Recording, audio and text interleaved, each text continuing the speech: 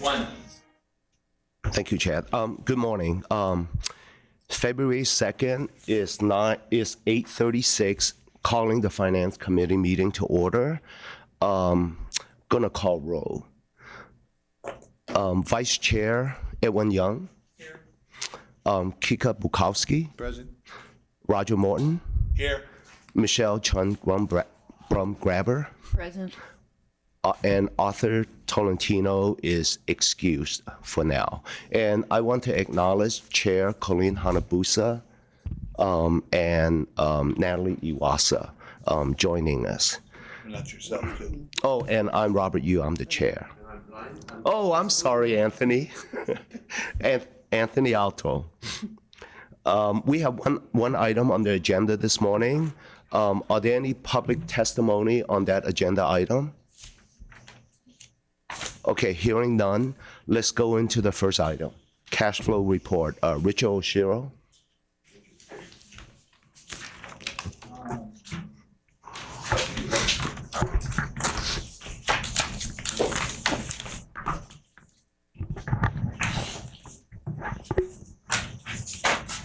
Morning, Richard.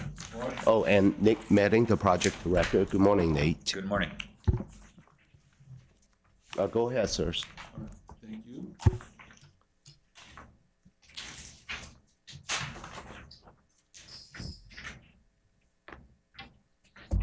Richard Oshiro, Acting Deputy Director of Budget and Finance.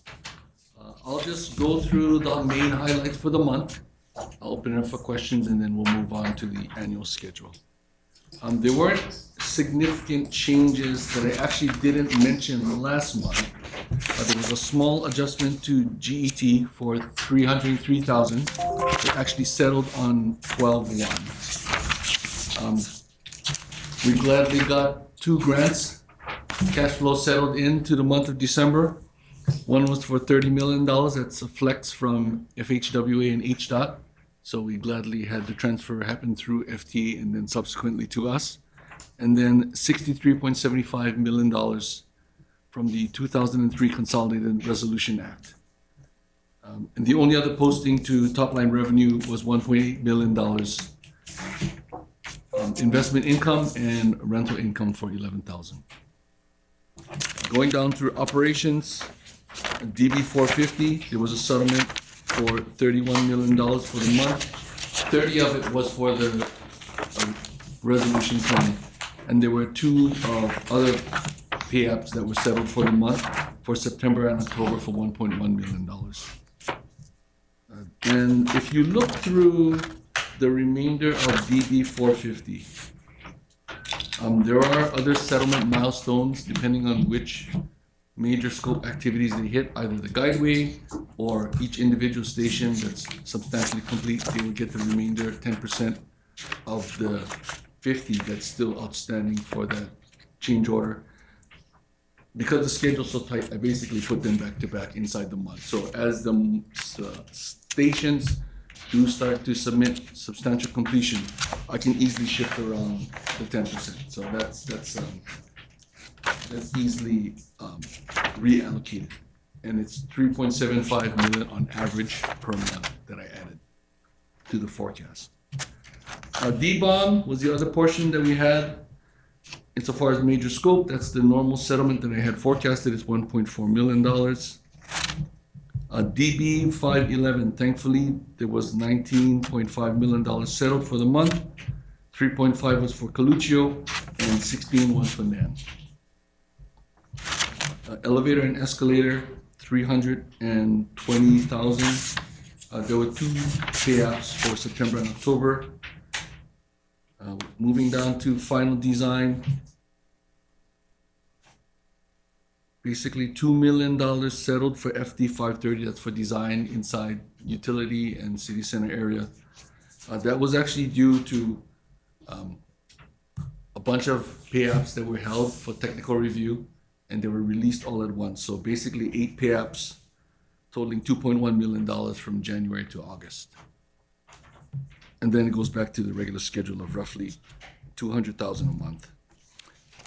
Insofar as professional services, most of them were soft to budget and forecast. I'll just run through the major highlights of the big four. So GEC was 216 versus 483 forecast. HDR 209,000 versus 354. Chair, sorry. Yes, Sorry about that. What report are we looking at right now? on the monthly. Monthly. It's after the annual. Yeah, it's the one in the back. Okay, after the blue paper. All right. Thank you. Yeah, no worries. Stantec came in actually on forecast 1.1 versus 1.2. And the only other large one was for LNE 401,000 versus 815. There were no other significant or unexpected changes to any of the other professional services contracts for the month. If we go to the next page. Let's see.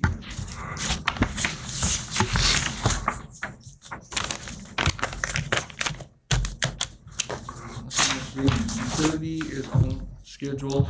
The only other major thing that I may highlight, and this is due to fringe charges from July through November, was for Part 200, which is salaries and benefits. Settled at 2.3 versus 751,000 forecast. And once again, 1.2 of that was for fringe for the last half of this calendar year. Part operational expenses came in at 512,000 versus 1.5 forecast. And the precast yard came in at forecast, 592 versus 468. Bonds and interest principal payments all came in at forecast. That the end of the monthly report. Correct. Okay. Why don't we go to the annual report? Do we have anything to report on the annual report? Then we'll ask questions. Okay, sure.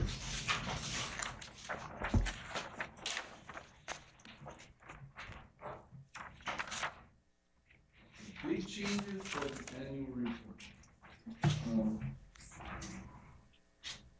Let's see what's there. Okay, so at the request of Mr. Yu and Ms. Iwasa, we did take a look at DBOM, and we also made some adjustments to DB 450, which is AGS. So you'll see in the full year 2024, I did adjust the increase for AGS contracts, so now it's at $990 million flat.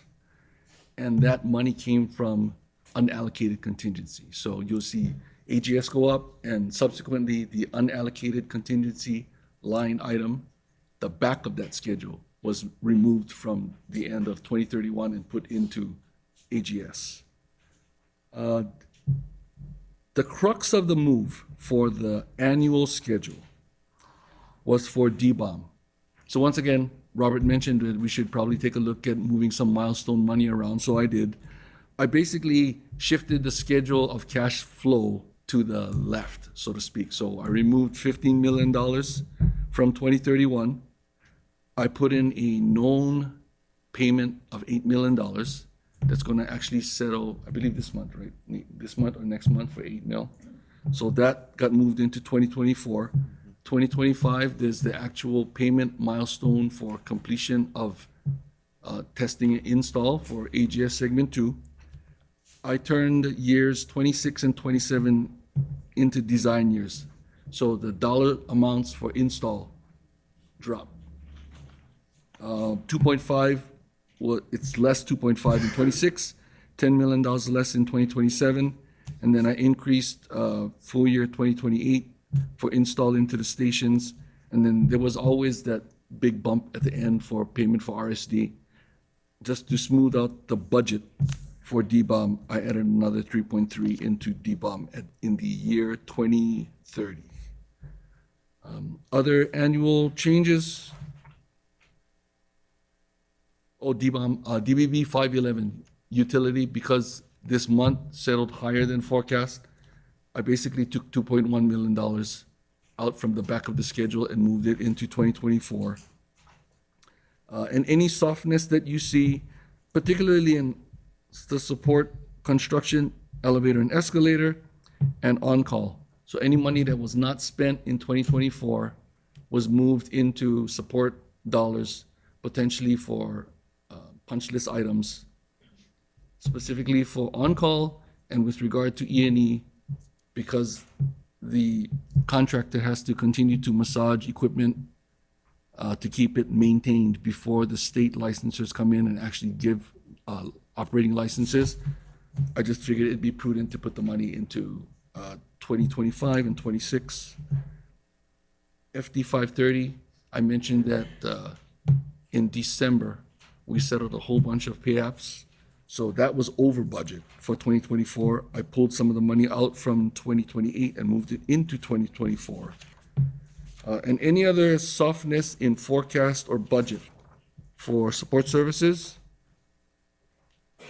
to make the contract balance, I put it at the back of the year for 2031. However, we are going to go through a risk refresh in this month, and all of these individual contracts and major scope items will be reviewed, at which point we will re-baseline the cash flow, depending on what Nate and crew decide is prudent going forward. The only other thing, I did not touch any of the debt. That's another thing that Rick and I will take a look at going forward with regard to scheduling and when and if we need debt servicing, and the amortization schedule will be rebalanced and reforecasted, as well as any debt placement that we need to do during construction of CCGS. Okay, That's my report. that's it. Thank you, Richard. Thank you, Nate. Members, any questions for Richard? Go ahead, Roger. Thank you for the comprehensive relooking at that and the review of it. Was there an impact on overall budget? No. No impact on that schedule, no impact on schedule? No impact on schedule yet until we take a look at the risk refresh. Okay. Yes, so money is moved between periods, but the budget always stays the same. The only change in budget that happened in the month of December was I moved unallocated contingency from the back of that schedule up into AGS so that we could make AGS contract flat to $998 million. That's it. Questions from other members? Natalie, go ahead.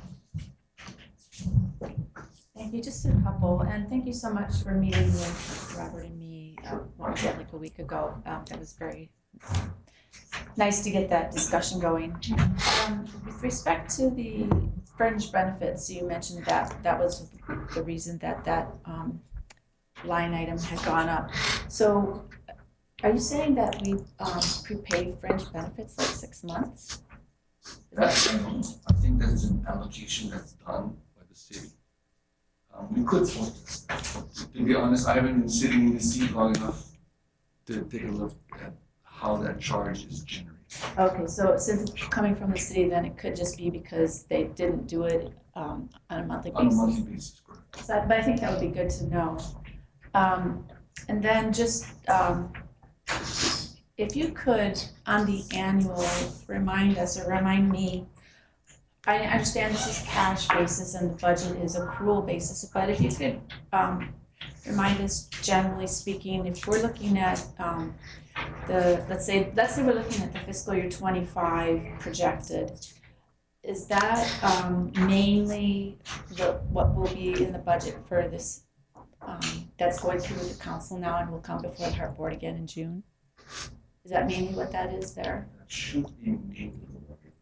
I'm sorry, Ned, could you repeat your question? So the cash flow is all cash basis, the budget is accrual basis, but I'm just trying to understand, when we're looking at the budget, are those payments then, especially if on the capital side, right? Because that can go out for 2 years on the city side, but we do things differently here. So I'm just wondering, when we're looking at the budget that's going through council now, where are most of those payments coming out? Will most of those payments come out fiscal year 25 then? So when you compare what's submitted to city council versus what's in the cash flow, what's submitted to council, especially CIP, is new monies. for new projects. So that you're not going to see payments going out. You're only going to see the payments on the cash flow. Right, I'm just trying to understand, so if we're looking at, I don't remember exactly what's on the capital budget, but typically it's one line or two line items, right? CCGS. Yeah, okay. What do we have? About 500 million, let's say, for FY '25. But for Richard's cash flows, you're not gonna, the payments are gonna be in the cash flows, but that's not gonna add up to the 500 because, oh, okay. I understand I'm not that. understanding your question. What I'm sorry. trying to, is just, I think this is the case, that if that's in the budget for fiscal year '25, and we consider that 1 year, most of that money then would be spent in fiscal year '25. That's the appropriation. We're getting the approval from the board for that appropriation for the contract. That money is not gonna be spent until probably a year or two from now. Okay, so that's what I wanted to understand. This Okay, is cash flow versus appropriation on what's sent to council. okay, understand that. Okay. Thank you. And then, just a couple comments, Richard, if you could, next time, these are just little typos. On the monthly report, the quarterly summary of actual, it says July, it should be Q1. And then on the second actual, it says projected, and it should say actual. Right at the top column. Yeah, it's just minor things on there. And I think that's it for me. Thank you so much. Thank you, Natalie. Richard, just a question. Under cash flow summary, you're showing an ending cash balance at the end of FY 2031 of 610,000. How firm is that?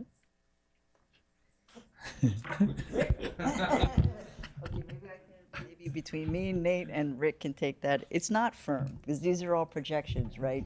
You get the GET, TAT coming in, that's projections. The costs may be, that's also projections, and to Richard's point, we're doing the risk refresh this month. So it's not firm, it's projections. So we'd like to be confident in it, but you just don't, we don't have a crystal ball. So after your risk refresh. We'll be a little bit more confident, yeah. So the question is, what should you be doing with that expected cash flow that's going to be in the positive? So if there is, if we nail it, we have our CCGS procurement that's coming in, so we're all crossing our fingers that it does come in within our ICE. That's the main thing for having that extra projection. If it comes in higher than our ICE, that excess is gone. But if there is, the goal is to Ala Moana. We have a bid additive in our contract. That was my question. Yeah. Oh, okay, sorry. Okay, I passed. Anything else? Okay. Questions from other members? Chair? I'll be quick, because I know GET on December 2023 is $303, $1,000. You see that? To GET surcharge.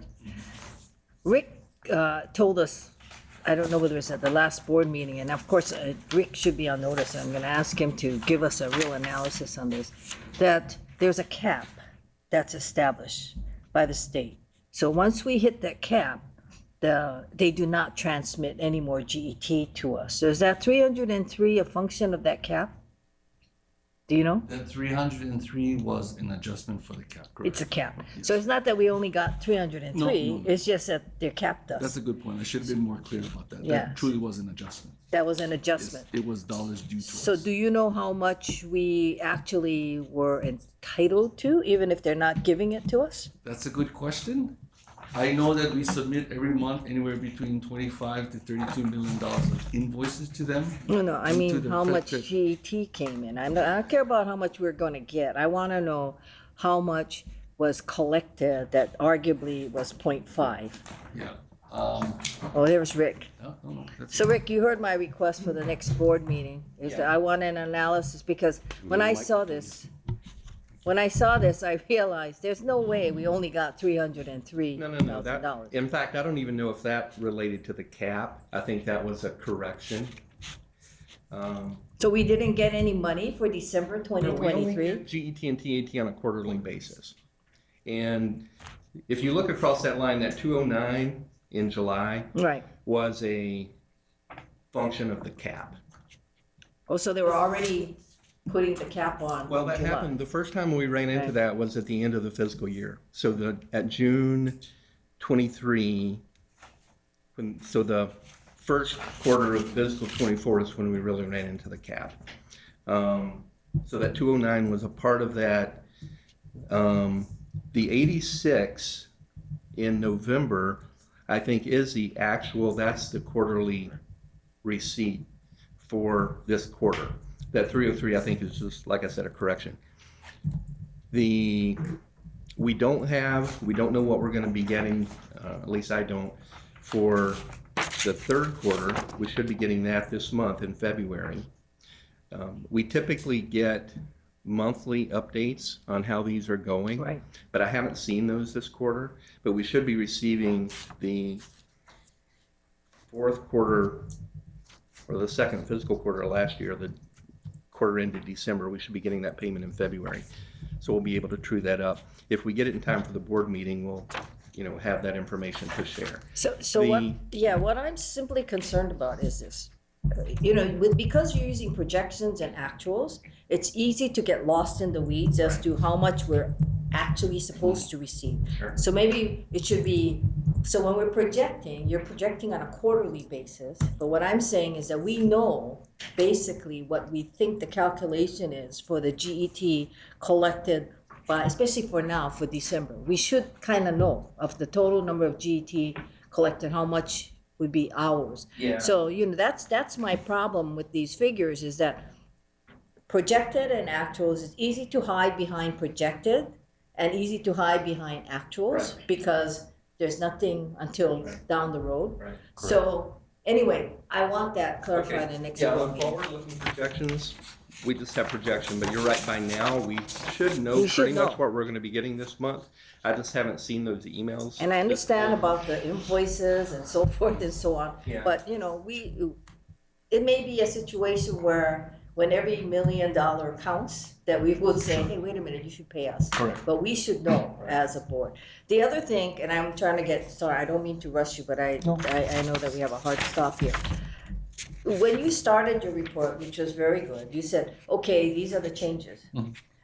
Are those the primary changes or are those the actual changes to this? And the reason I'm asking that is that it would be beneficial for us, and it may save you a lot of trouble, if there was some way to highlight the changes before you give this to us, so that, we know. Chair, Yeah. I have asked Richard, because I was doing the same thing every month. I just assumed between Natalie and yourself, you guys are going every single cell. So I said, Richard, I want to know every single cell that changed. So he actually that's what actually he was reading off of. Right. So we're happy to provide Yeah, I that. think you should provide it to us.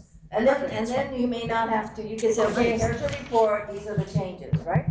And for those of us who carry these things around like I do, then it's an easier thing than trying to go line by line. Since you've already done it, please let the board know where the changes are. So, back to you, sorry. I'm sorry, we have a hard stop. Yes. Thank you, Chair. Members, any other questions? Okay, so I have a couple of things I want to bring up, Richard, and a couple of the questions kind of creeps into the Project Oversight Committee. So I will defer to Chair Bukowski at that committee. So first question is, in your annual projection, you eliminated the contract value column, which were there in the past. I think it's important for us to. Yes, that was a misprint. It's actually still in the work.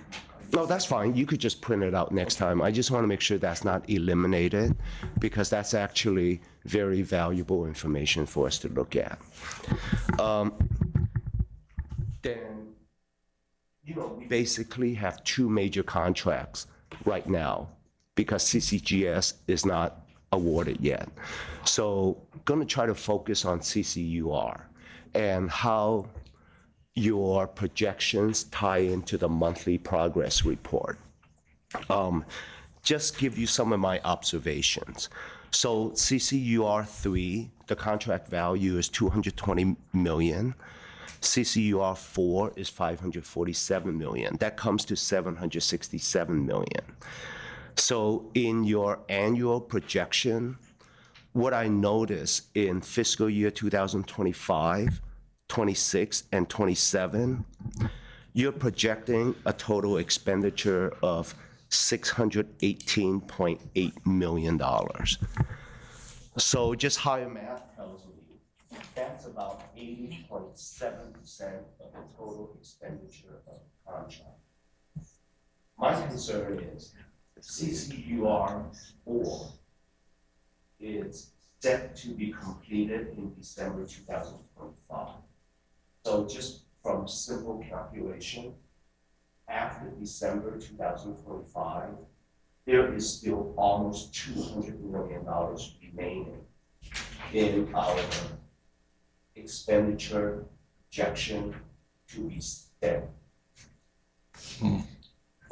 If you don't have the answer, you don't have the December answer. 25, it was midway through fiscal 26. That's correct. And then usually payments lag. So probably most of 26, of fiscal 26 is payments will be joined.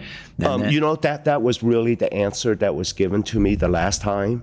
But knowing the construction industry, I don't think the payments are lagging up to $195.5 million, unless that's true. If that's true, then just say so. Because even at $195.5 million, that represents 36% of the CCUR 4 contract. I'm sorry, 36% of the CCUR 4 contract. So I hope we're not lagging 36% of the payments. And if we are, then why are we not lagging 36% of the payment from the time the contract starts, right? If that's the explanation. So anyway, Richard, I think it would be helpful to look at the CCUR projection with the Director of Project Control, Corey Ellis, to just take a look at whether the projections are reasonable. And it's not just the numbers that that I kind of have a concern with, is what we brought up in the January meeting, that according to the monthly progress report, NAN is not staffing the project based on what was proposed. And that's from your monthly report. And I think it's still in this monthly report. So now I'm creeping into Kika's committee. So maybe that's something you all could talk about at the Project Oversight Committee. Sure, if I can add a little bit to that. So we'll take a look at those numbers in some of the final fiscal years, Robert. I do think they might be a little heavy in those years, but I do want to just have everyone keep in mind that pretty much all the electrical work will be done in the last year of CCUR. So all the HMS's work that we just awarded, around $75 million, will be done at the end. That's still shy of how large this cash flow amount is in fiscal year. So we'll look at that, but just as a reminder, we have a whole contract that will be performed at the last year of CCUR. So it will be kind of heavy those last years, but I agree, Robert, we'll look at this and make sure it's not too heavy on the back end. Yeah, I think when we're doing the monthly or even annual cash flow projections, it's kind of important to put in what we think will happen, and not, I don't know whether we backfill everything, then reassign the expenditures later on to the appropriate years. And I think that's what you kind of mentioned, Richard, earlier, that you move some money from the back to the appropriate fiscal years. And I think we're gonna do that, we should do that today. I mean, not today, right now. I mean, we should do that in the present, more so than, than putting it in the back. It does look a little goofy when we put everything in the back and we assign that later. And that's the cost of the questions, right?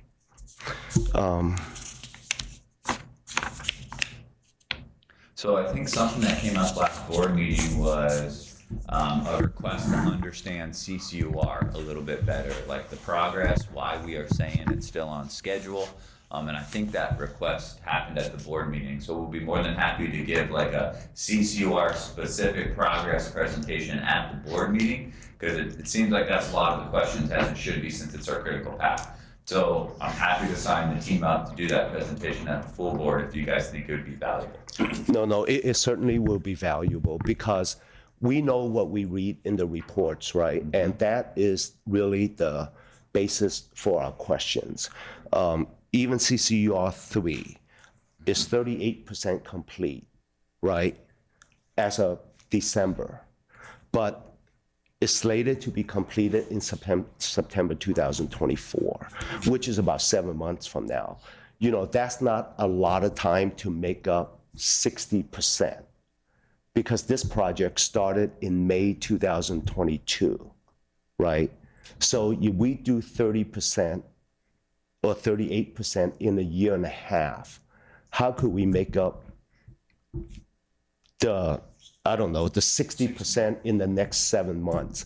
So not really saying that it doesn't make, not really saying that that what we put in the monthly report is not correct, but I hope you understand where we're coming from with respect to the questions, Sure. right? Just- But you're that would saying be in that- the project Sure, oversight committee. So you're not saying what's in the monthly report is not correct? No. Right, all right. So if you look in the monthly report as well, that progress curve goes to 80% for CCUR 3. So the expectation is that that contract's gonna be complete at 80% of the original quantity. Still, your math works out, and that's a very good perception from a numbers perspective. I still question how we're even gonna get to 80% by the end of this year, right? So I think the whole logic behind your statement makes perfect sense, Robert, but just remember, to that contract specifically, we're only chasing 80% because of the design optimizations. Well, it's not really 80% to the end of the year. It's to September 2024, right? Sure. Which is 7 months. At the end of the year would be 10 or 11 months or whatnot. That's correct. So, like I said, we're just looking at what you provide. We're just picking up the information in your report. We're not making things up, and we're just asking questions based on that. And you know what? If there's some issues with it, we should talk about it earlier rather than later. So I have no other thing. Any other questions? Go ahead, Roger. In fact, maybe just following on Robert, I mean, I know we're doing the risk refresh coming up. Maybe that's a good time to look at all of the annual assumptions at that point and move them to the right places and evaluate what Robert has said. I think as I got it, that basically he said, hey, if you only spent 30-something% of the money, how are you gonna spend the rest in the time we have left? I think what I heard from you, Nate, was the total was really 80% is what you're anticipating. So that 30 is probably more like 45 or something like that, or adjusted for the lower maximum. But having said that, I'm expecting that the risk refresh will shed a lot of light on exactly where we are. You're gonna spend, I know, some considerable time with all of the folks that your consultants and everybody to try to come up with the best number at that point. So I look forward to seeing what this estimates will turn out to be after we have completed the next risk refresh.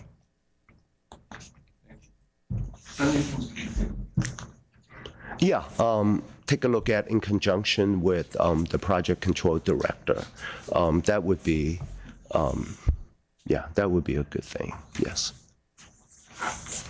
Any other questions from members? Okay, any testimony or comments from the public?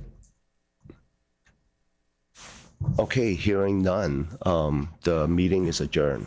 Thank you.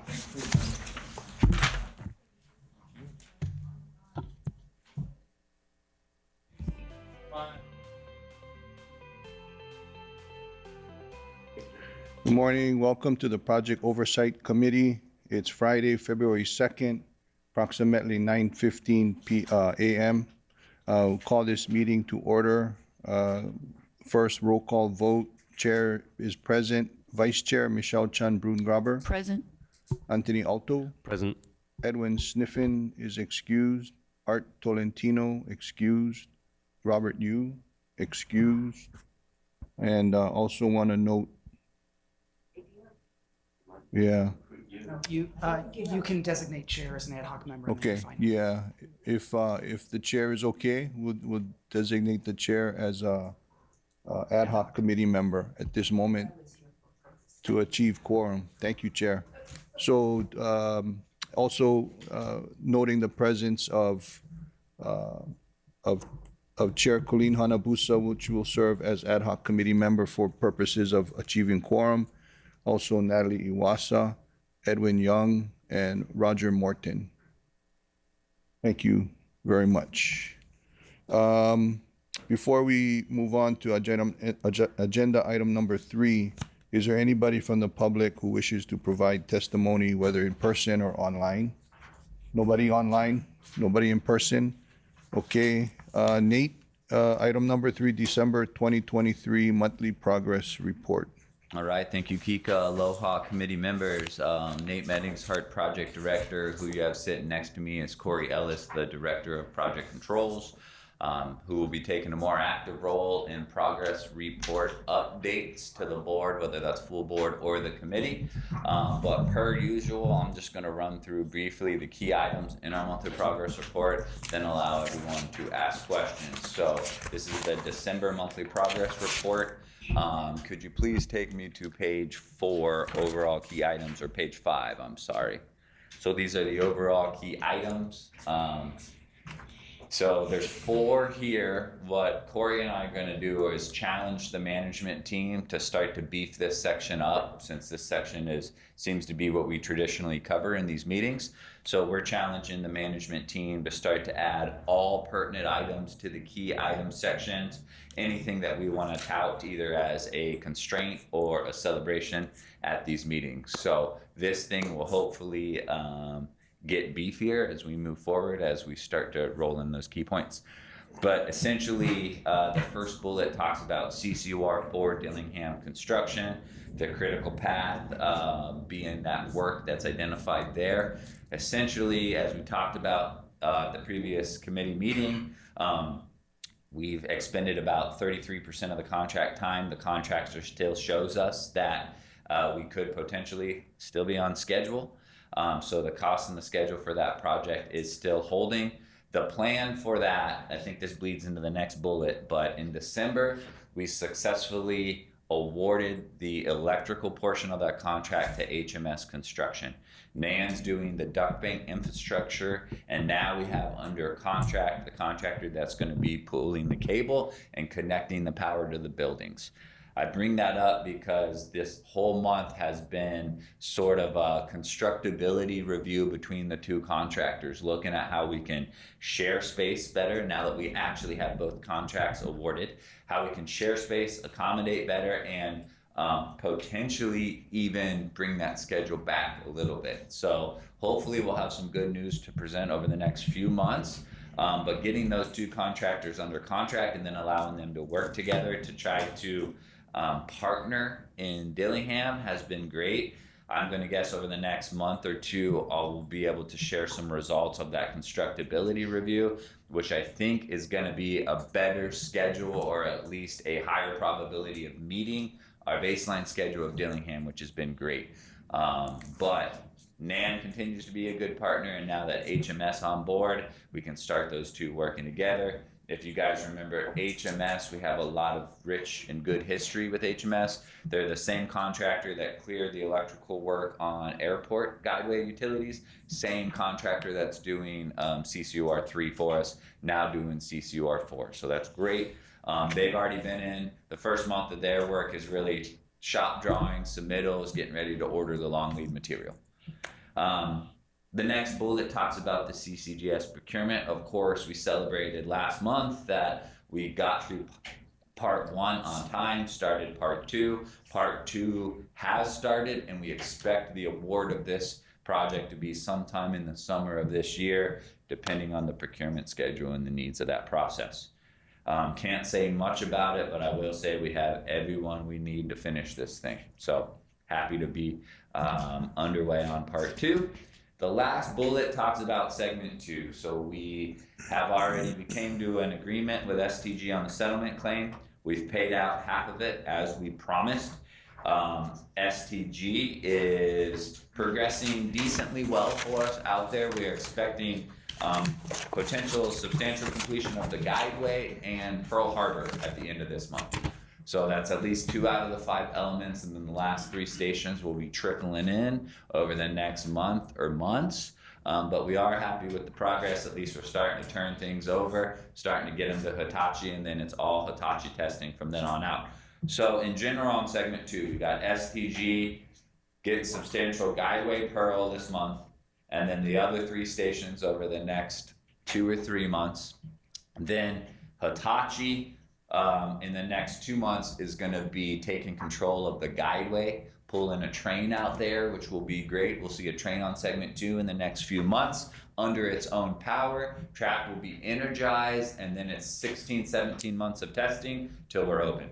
So we're almost to that turning point where we can get STG off critical elements and get Hitachi as the sole contractor in. Huge milestone for Hart there. Probably going to take us 3 to 6 months to completely make that transition, but that's really good. So we're making progress to an opening of segment 2. Those are the key points there that I wanted to bring up. Anything you want to sprinkle in, Corey, before we open up for questions? All right, with that, just open it up for questions. Members, Roger? On the pulling of the cable and everything, I assume that Hawaiian Electric has a pretty physical presence. Do they have inspectors there every day, or how does that interface with Hawaiian Electric? Are they satisfied with what we're doing? Sure, good question. So Hawaiian Electric has a very stringent acceptance process for their work. They do have dedicated inspectors out there, and it requires a long hold-off period to call the inspectors out and obviously to shut off power, right? So the HECO coordination is a huge aspect of CCR work because it requires 60, 90-day holdout, and then the big wires requires almost a year holdoff. Thankfully, HECO's been very good at working with us for critical work. How we have it, we have 2 full-time inspectors that Hart retains, and these are ex-HECO guys that HECO has a lot of confidence in. Are those Hart or Stantec? Those are Stantec and subs. I think they're the QRSE. So a sub to Stantec. But those inspectors have enough cachet with HECO that they are allowed to inspect more work than most other inspectors would be. But essentially, there is a point that we have 2 dedicated inspectors. HECO trusts to oversee the work, but essentially, before you cover it up and to get acceptance, you got to have the HECO inspectors out there buying off on the work. But that process has actually gone pretty good. HECO's been a good partner. That's how we've been able to stay on schedule. We haven't touched the big boys yet, those big 138 kV. So that's the critical work. In addition to the micro tunneling under Kapolama Canal, or the stream, that is HECO related too. So I think those are our 2 big HECO critical pieces of work we haven't touched yet, but have a good plan for them. Is that okay?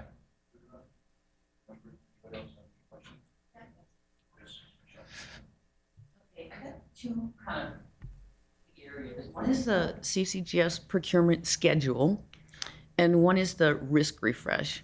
So I pulled up last year's February monthly report. And it was right after we had Industry Day on February 28th, 2023. And at that point, the report said, planning for RFP Part 2 is expected to be released in summer 2023.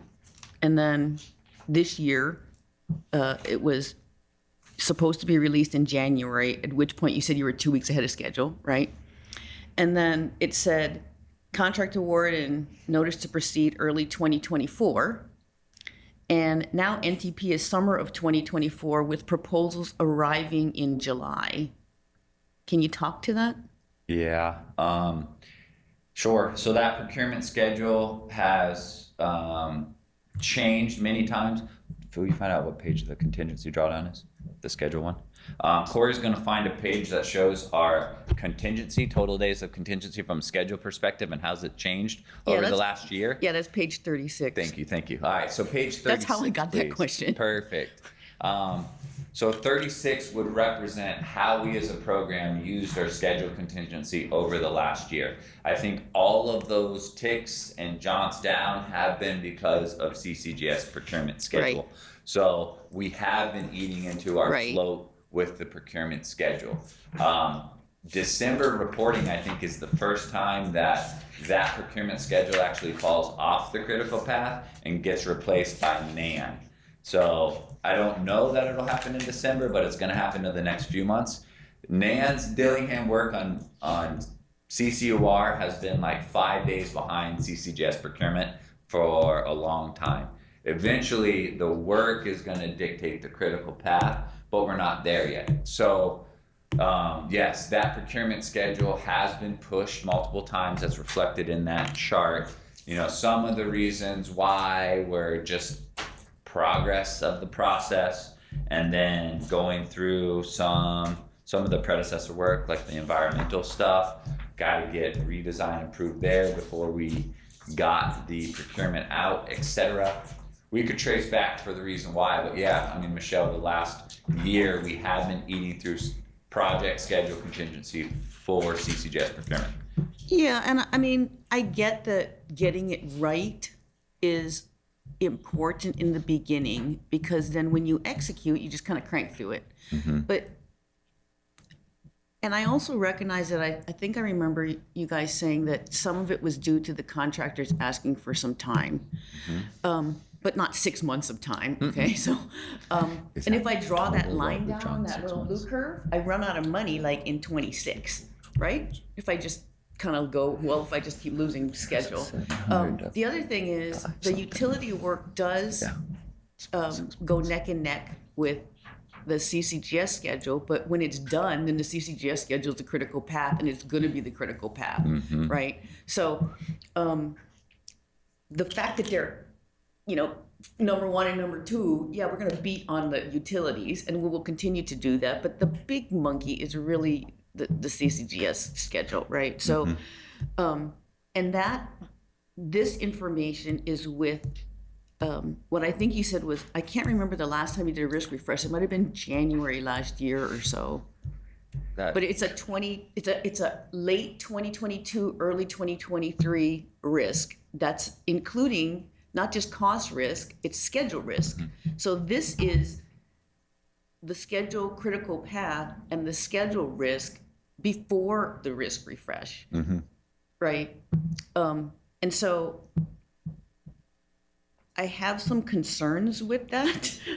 I have some concerns with the schedule of the risk that's it's going to get run through at the risk refresh, as well as the cost. And so my question is, Corey, can you talk a little bit more about where you are with the schedule, the risk refresh, working with the FTA, what happened last month, what do you plan on happening this month, and when are you going to crank through those models?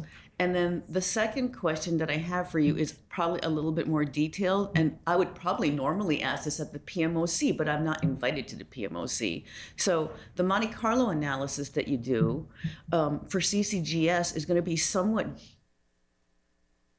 informed by previous work, and I want to understand how you're rolling that reduced risk of both existing design and existing work that we've completed successfully into the risk refresh and how that works with the model. All right, thanks for the question.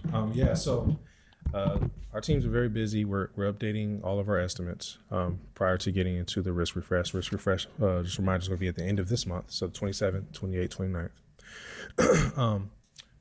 obviously some of the major ones going to be CCGS, refreshing that estimate to today's dollars and make sure we have a correct escalation going forward. If there's any scope adjustments or anything needed, we'll do that. The transit center is another big one. There's a few items out there that's still remaining that we have to make sure we have revise updates, get our EAC up to a point where we feel pretty confident that's where we are today, put that into to all the modeling.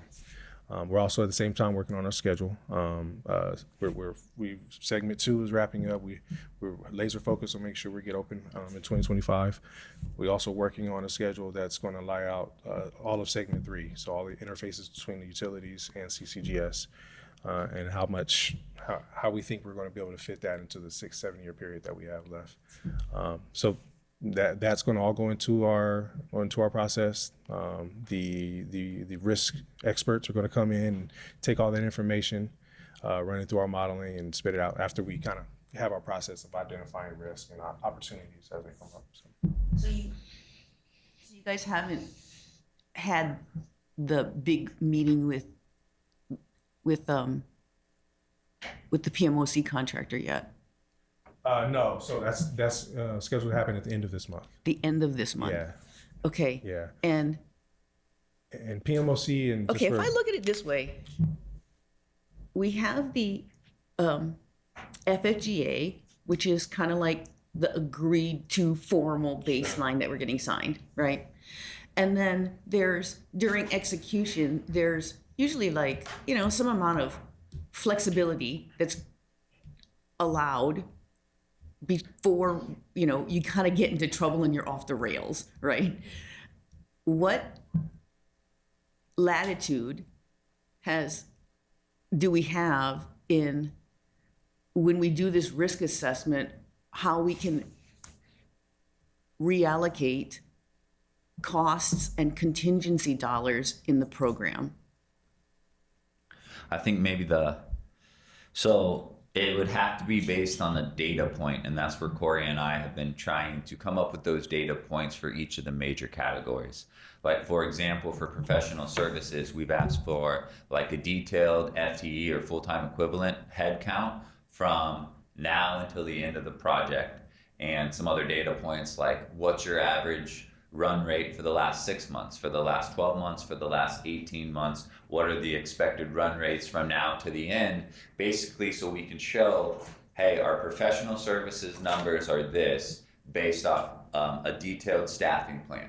That'll help us reconcile the in cost for professional services. Don't know if that'll be over or under, but if you guys recall, we've awarded the majority of all major professional services contracts with provisions to the end, with the exception of HDR. I think that's coming to light at the end of next year.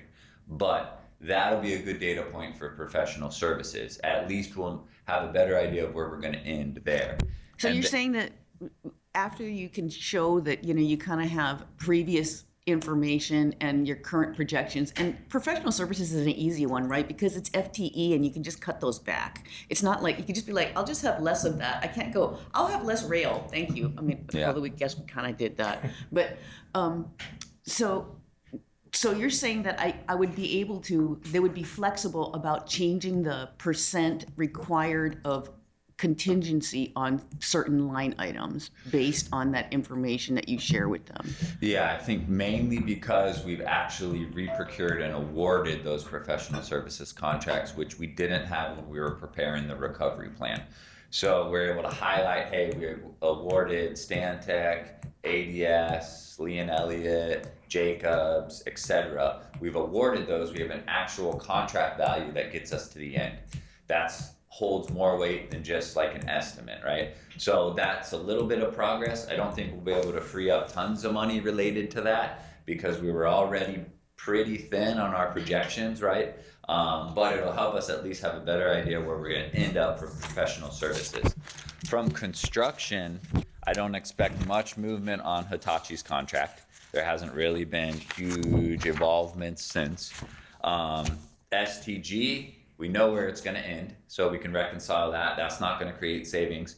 But CCUR3, we can see the end date this year, and we have a good idea of what dollar value we're going to end up. I expect that we're going to be able to free up like $10, $20 million from the CCUR contracts to put towards CCGS.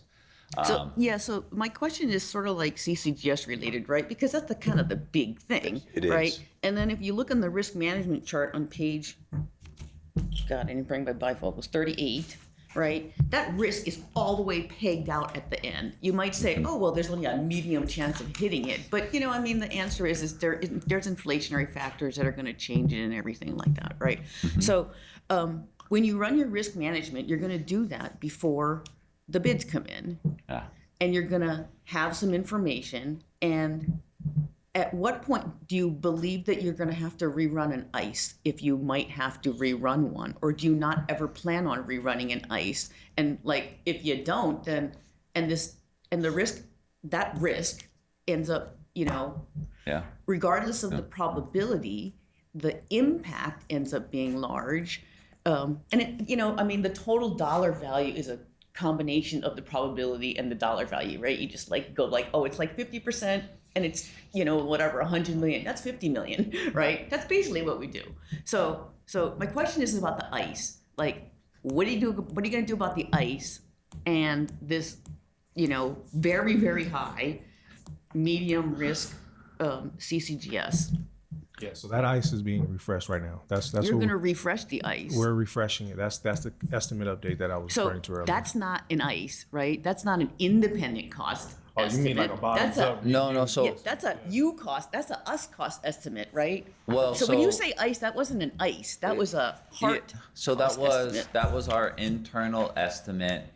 Don't like using the term ICEs anymore, but we're just stuck with that because of FTA. But ICE stands for independent cost estimate, right? We like scope reconciled cost estimates, but that's something different. So that estimate was done, if you recall. The CCGS estimate was done in 2021, I think, and it was for the full Ala Moana scope. Tri-Unity then validated the full Ala Moana scope to cost whatever they said it was going to cost. And then we said, all right, based on the Tri-Unity validated scope, how much can we afford to build? We said we could afford the Civic Center. And then that ICE went right into, or that estimate went right into the PMOC risk refresh based on the recovery plan, and then was frozen until FFGA was approved. Okay, so remember when we were doing the recovery plan and we had all those meetings that you guys had with PMOC? I would consider their estimates what FTA might consider more like an ICE, okay? It's not completely an ICE, but it's independent from us, right?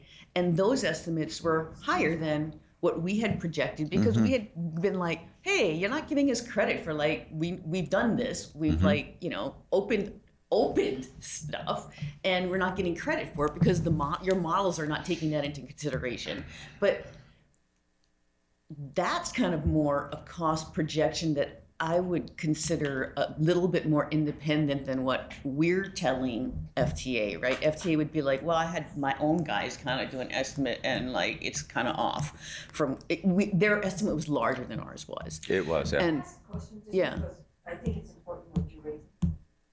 I thought the PMOC numbers are based on what you guys give them. So it's not an independent assessment in the PMOC report. It's based on what Yes, in the PMOC report, but they initially, when we were doing the FFGA, they were running their own numbers based on our information, and then they were like, hey, our number's way higher, you need more money, and we're like, nah, we know how to do it, and we're like, now we're gonna use our numbers, and in the end, they kind of took our numbers, right? And they're just like, well, if you think you can do it, and it's risky, then go for it. So that, I guess that's my problem. My problem is the PMOC related numbers are our numbers. So it's not an independently run number. Right. They may not agree with it, or they could not. They They did. can challenge it, but the bottom line is based on our numbers. And they did. They challenged us and said we need like $350 million more. Sorry, I just wanted to And, clarify. Right. you know, we said, hey, we agree if you're looking for a higher comfort level that we, you know, are going to award it within the budget, but we don't have that luxury, right? We're Right. a broke project, so I'm giving you what the cost will be to the bare dollar, right? We're not including contingency, essentially. So Corey and I got together knowing that our estimate comes from 2021. We're already in 2024, and nothing has happened over the last 3 years that have made this project less expensive. So we are kind of stuck with a $9.1 billion budget with project costs, Right. which are built off of our estimate. But there's some room in there, right? There's $200, $300, $400 million of contingency, whatever comes out of the risk refresh, that we could potentially, that's free money to probably use for CCGS. So we identified what factors have changed since the estimate, because we don't want to go through and do a new estimate. What factors have changed? So we're going to reconcile our projected inflation to actual inflation, all the material costs from what we projected to what they are now, and then reproject it. So that brings the estimate up to date, bring it up to today's dollars, look at what we had projected based on all that volatility, bring it up to speed, reproject it, and that's probably as far as we'll take it in the estimate, because there's no new information, so we don't want to paint the picture like there is new information. Wait a minute, what about the truncation? Sure, From the no, but original? Yes, our estimate's still based off Civic Center scope. So that I think is the way we're bringing the estimate up to today's dollars. In addition, on the other side of it, the risk refresh will be all the project costs, and we're gonna come up with an affordability range. We're hoping the affordability range of the program, that the estimate falls in line there, right? For CCGS, it's gonna cost what it's gonna cost, and this is the time to do it. Right. So I guess it's more like the insight oversight that the PMOC has of the process, right? That we don't have the same insight that PMOC has. So the question that I have sort of is, you're basically re-baselining all your projected costs right now based on the risk refresh, right? And so what's going to happen is this big giant toss up in the air, and all of the contingencies that were associated with every single aspect of the project are going to get jiggled, right? I came up with great ideas. I think this needs less. Oh, this got inflation. Oh, this got awarded right on schedule. I can take some of that back. So there's this big trade between the management contingency that HARP has and then the big pool there. But all those little trades, we don't really see. We just kind of see the end result, right? Yeah. It's like, here's this, and here's the contingency. So we're kind of like visually looking at it going, well, that used to have $200 million of contingency. Now it only has 5. What happened? Right? So there's gonna be a lot of questions. But beyond that, it's sort of like when you do those trades with contingency, in the end, sort of like the board of directors, in the end, looks at the total contingency pool as well as what needs to get used out of that total contingency pool. So what was it before? Like the total contingency dollars and schedule, and especially dollars, right? And then what is it after your risk refresh and total contingency dollars, okay? And where is that? Not where is that, but what changed in contingency between what we had before as our baseline and what we had as the risk refresh? And how are we gonna discuss that? And when is that gonna be ready to discuss? February, I would say be ready to discuss in April. March will be probably mid-March. Reports will be done. We QC it, we go through, and then final data will be done into March. Maybe we'd be ready to present in April. I'm not sure form function most appropriate to present that. I think it would be up for input. What I don't want to do, I want to be open, but I also want to make sure that, see, because I think we have this oversight role that we really got to know what's in there. But there's this other role that says, I really got to protect the largest procurement that we're doing right now, right? And we need to make sure that we're clearly protecting the integrity of the acquisition process, okay, in terms of, not in terms of scope, but in terms of what the government's cost estimate is, right? If I go, oh, I think it could be $5 billion, what do you think the proposal is gonna come in at? It's gonna come in at $5 billion, right? So we need to think through that and figure out how we're going to do that, because we need to do it together before these proposals come in the summertime, so that we're kind of all on the same page, so that Lori has she has the authority, but so that she has the flexibility to award the contract, and we need to figure out how to do that together. So I think what I'm looking for is kind of, a more detailed kind of like, it doesn't have to be a perfect schedule, but a more detailed schedule of like how we're going to like fit it into the meetings that we have, and what ideas you have in terms of how you can share information with the board while at the same time preserving the integrity of the acquisition process. Mm-hmm.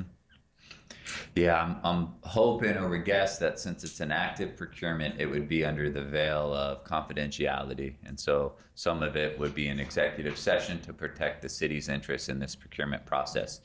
My understanding from Kathleen is that's not what the Sunshine Law does. The Sunshine Law does not protect procurement integrity. The Sunshine Law, go ahead, Dan. No, I was just going to say, if you've gotten legal advice from CORE, please don't share that publicly. Oh, okay. Thank you. So I guess, so my question to the lawyers is, what can be shared, what can remain private? That's the real question to everybody, right? Because you're right. What's coming out of the next month's processes is, what do we see the cost coming in at with our estimate? What can we afford based on the 9.1 project costs? And then what's our total money that we can afford based off of those two elements and our projected cash surplus at the end of the job? Right. And so if we talk all that in a public forum, we have showed everyone our cards. And I want to just be really open with everybody, because I don't want people to look at it going, well, you're not sharing. And I'm like, well, I'm not sharing because I'm kind of trying to protect your tax dollars. But in the same way, I can't say, oh, don't show me anything, because the board has this oversight role. So we're going to have to balance that out, while at the same time, the board wants to give Lori the greatest flexibility, while at the same time, the board is managing the unallocated contingency. So when you're trading in and out unallocated contingency, it's sort of like, well, if you did them one at a time, we'd have insight into it. But you're kind of tossing everything up in the air going, oh, I'm going to just jiggle everything around. And so we're only looking at a final product, right? And at the 10,000 foot level, that's how much I had in unallocated contingency before and how much I have in unallocated contingency now. Is it the same? Is it different? Do I have to use any of it? What? Right? Michelle, so excuse me. I guess and I appreciate all the comments that you're making, but is there a specific item or question that you're asking Hart to provide the board? Because I think we're kind of getting a little bit off the monthly progress report. If there's a specific item that you'd like me to agendize to discuss in the POC to go overall a comprehensive plan or comprehensive discussion, maybe we can agendize that for another meeting. But is there a specific question that you want from Hart to provide the board? Yeah, it's how, based on the progress report. After you do the risk refresh that you say you're going to do, how are you going to tell us what that is, and what I had concerns about this schedule projection, because it's going down very rapidly for lots of reasons that don't have to do with actually executing construction. It had to do with jiggling around the RFP. We used up 100 days of more than that, 150, 175 days of contingency jiggling around the RFP before we started executing anything or buying anything. So that's my point. Prove to me that you're not going to run this thing into the ground in terms of schedule or cost, and do it within the next 2 months. Nate, do you have Yes, sir. Yeah. I think at the very, Corey and I will be equipped to be able to talk through and demonstrate all changes for each CPP that's affected by the risk refresh. Meaning if one CPP changes either the forecast or the contingency value, Corey and I will find a way to highlight it and be able to talk through it. Can't speak to how or in what form we'll do that, but we'll make sure we're prepared to track all of those changes and be able to report it in some format to the board. Not sure, POC, executive session, full board. I think we can figure that out, but we will make sure we're prepared to do that. Right, and I don't want to say that we're not doing great work now, Kika, because things are getting bought at what we thought the cost was going to be. We had 5 procurements that came in like that. People are making commitments, but in another way, if I look at it and I stand back beyond we made 50 yards of progress this last month on Dillingham, and I take a year look at it, we lost whatever that is, what is that? That's 175 days of schedule margin in 12 months, okay? And I don't know how much cost margin we lost. So I want to look at it in that way and say, we got to get our numbers in here and do this risk refresh. It's really important. And I want to see, I don't want to just see these reports where I'm happy and I'm going down Dillingham and downtown. I want to see really the project being managed at the project level. Wonderful. That's what I'm trying to make a big point about today. Yeah, and I'll just add one more thing. So we'll be prepared to do that from the risk refresh perspective, and then going back to the results of that and our affordability range or refresh estimate and what we can afford, essentially. There's pros and cons for having that in a public forum. I think that discussion will give confidence to the industry that we're in good shape and that this thing's gonna happen. The downside is it's going to tell them what that number is that they could potentially chase, right? But there is pros and cons. So if we're forced to do it in public session, we'll frame it in that way the best we can. But ultimately, we will be prepared to present that at least by April. Okay, so the bottom line is you have to use any of the unallocated contingency for closing the program. Those all have to come to the board, and they have to be scheduled into the board meetings in a timely manner when the boards are going to meet. That's all. Yeah. The biggest swing there, as we all know, will be on bid opening day on CCGS. That's where any big push from unallocated or contingency or anything, that is our make or break point, really, bid opening day for that.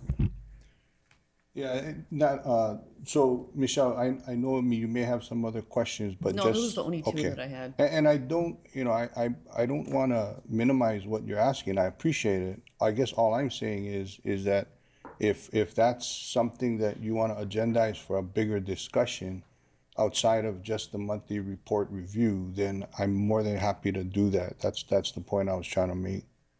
But, and we can have that discussion later. But does any other members have any other questions? Chair.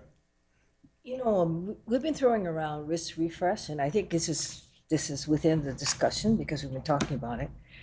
I've read the risk refresh for heart, and what normally happens is we do one every 2 years. So 2012, before the FFGA was signed, it was sort of a risk refresh.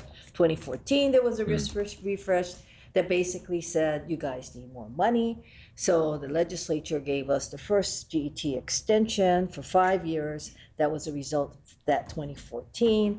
Then in 2016, there was sort of another risk refresh that, interestingly, if you read it, the 100% was actually at 10 billion and the whole project. So I guess my concern is for the public who's listening to us, wondering, well, what is this risk refresh? Is one, what it is and who does it? Because I think the risk refresh is the one thing, because the PMOC reports are based on what you guys provide the PMOC.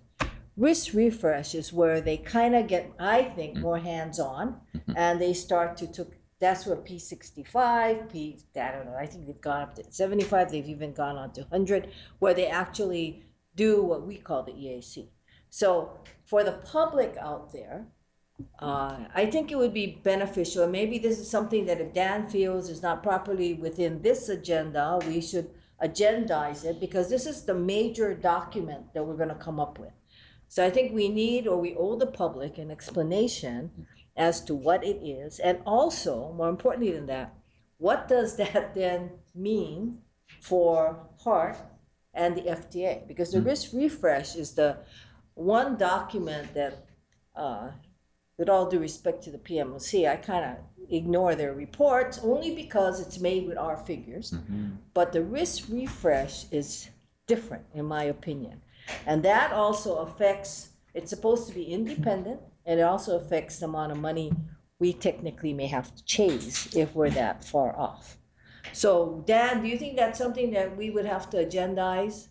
Yes. Okay, so anyway, Makes sense. that, Perfect. that's so, thank you, Kika. But the one thing I do want to ask you, because of something that you did say, AGS, February, end of February deadline. Where are we? Yeah. So we are. And by the way, I do know monthly report is December. Yes. So, Yes. but that's another issue about how late we are. But okay, but where are we? Yep. So we are expecting that in the next few weeks we'll be achieving substantial completion of Pearl Harbor and the Guideway, which starts the turnover process and acceptance process, goes over to HRH, kicks in, HRH being maintaining, all that good stuff. And so remember there's 5 elements. We are hoping to get all 5 by end of February. We're probably going to get 2 out of the 5 there. And then I think realistically we'll get 1 station a month after that. So we'll have Guideway, Pearl into February. And then I think Lagoon, Airport would be next. And then Middle Street will be last. That's not bad. No. It's better than what I thought we would be hearing. I agree. I think fully STG substantial complete, whole contract May or June. But then is there a penalty? There's a penalty, There right? is. Yep. And then so I guess in your next report you can tell us if they don't meet it, because we don't want to presuppose that they won't meet it. Right. But what then that would mean for us. The other thing is that, and this is a concern I have, because as you know, one of the issues that I've always harped on is of course our staffing. So it was the Tri-Unity report that basically said you guys have too much professional services. You remember that? Yes. So you have to cut it back. So we cut it back, like you just said. This is from a report you gave. So we cut back. But now that we have these pukas that we're filling with these professional services, I used to like to conveniently refer to them all as HDR, but they're not. HDR, Santix, all these people, Ian Elliott, all these guys. So when we look at that, and you said we're better now because we actually have a handle on how much we're paying on all of those, are those figures, because we did all change orders on all of them, are those figures going to hold given the fact that we're backfilling with all these people now? Or do we expect that we're going to see another change order on some of these contracts? Okay. An initial indication is that they're going to hold because we have the contracts awarded, and that was awarded off of a higher staffing count than we actually have. So I think even though we're consistently trying to backfill some, reality is probably won't be able to backfill as much as possible, and we're still going to be under the projected staffing levels when we did the contract award. We'll be able to answer that in much more detail after the risk refresh. We can go line by line each major consultant and show you what we projected in the recovery plan based on now what our current projections are. Okay, so that's what I was wondering. So we don't know right now whether or not we're going to need more money in those professional services contracts. Yeah. But we did cut, and maybe when you do this presentation, you can tell us what, like, for example, what the Tri-Unity report said. And of course, we do know that there was no truncation there, so we got to do some kind of credit on that, and where we are today, and what the projection may be. Yes. Okay? Yes. Thank you, Kika. Well, any other members? Yes, Roger. Just something, do you have a feel for the contractors' labor availability? Are they feeling a pinch at this point? I mean, are worse than what they have? Resource constraints, yes, is every contractor's one of their top 3 risks. active future. It's what everybody's telling us, and we're experiencing it. So I know that the official groundbreaking for the Pearl Harbor Dry Dock is, I think it's tomorrow, actually, but, so, labor availability would seem to be, one of our critical issues going forward. and maybe that's a good, discussion topic. We are trying on the Hart side to come up with a way to manage that risk. In general, when a contractor, any contractor has that as one of their number one risks, what they would do is just assume that we're going to be shipping all these mainland folks over to work on the project. So they would take the percentage of workforce that they would assume to ship over and add in premium costs like federal per diem rates, housing, lodging. So all that does is increase our costs and labor, and all we're doing is paying money for people to come over, right? And so we challenged everybody to what are different ways to do that? Like started talking with all of our contractors can you do like tenure based bonus? Like a big bonus where if you stay through the first 3 years or even through job completion. Tie it to something that gets us something for that money rather than paying for a hotel for somebody to come over. So really challenging the industry to try to come up with innovative ways to secure the labor workforce. Very, very, very rough conversations to start with. We haven't came up with anything, but want to challenge you guys, if you know history there, how to get this workforce development, but mainly retention. So. Just a comment. If you read the Department of Labor statistics and report today, the economy created 315,000 jobs. So there's a labor shortage right across the nation with unemployment at 3.7%. So don't count on bringing labor in. No, it's too good. Well, I have a suggestion. What I've done successfully is, because you're buying this from a prime, right? That there are incentives to primes in terms of fee, and there are disincentives to prime in terms of schedule, cost share, those kinds of things.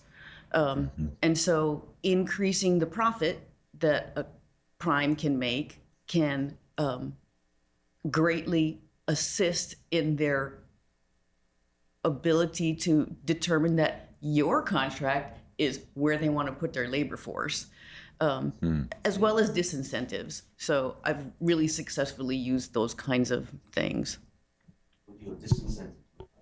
Disincentives look like things like a flat cost share where the government might pay an overrun up to a certain percentage, and then a range where if an overrun or overschedule goes between here and here, then there's a small cost share, and the cost share becomes increasingly punitive the farther down they go. What you have to be careful about is at some point people are just like, yeah, you know what, it's not even worth the last 10%, right? And so skewing your fee pools towards the later end of the project, not paying for costs, but the fee pools towards the later end of the project, which is what the people that are way at the top care about, because that's where their bonuses are. Their bonuses are in the fee pools.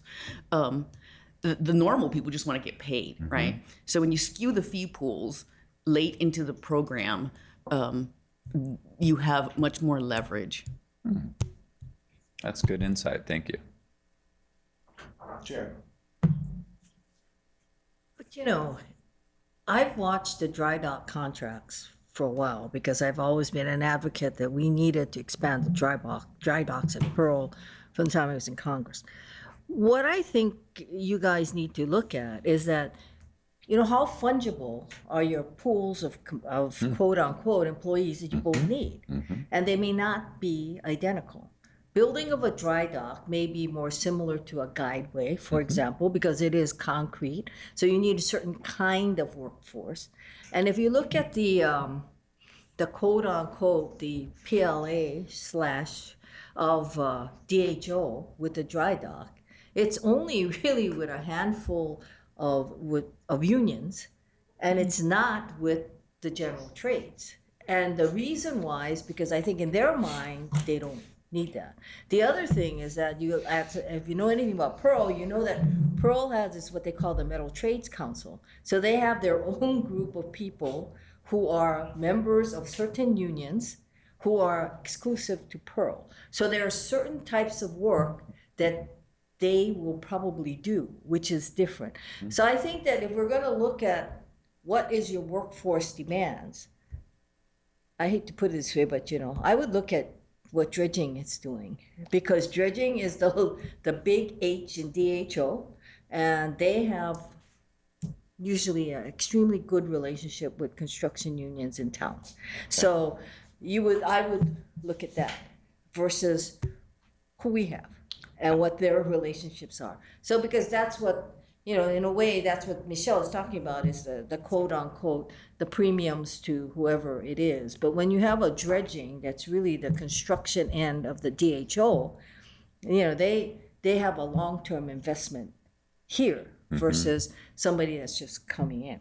But I think what you need to do is, the workforce is not fungible, first of all. So you need to know what is that workforce, and also what do we need to do to develop that workforce. And I think and you also need to understand, and you guys know this better, what exactly is the building of a dry dock? And it's dry docks can float.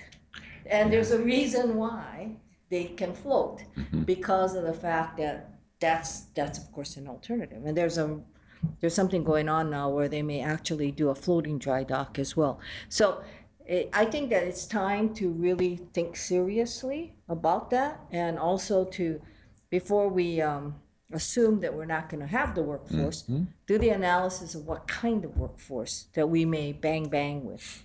Okay. Because I'm more concerned about whether any of these guys are going to bid on CGS. That's my concern. And we don't know.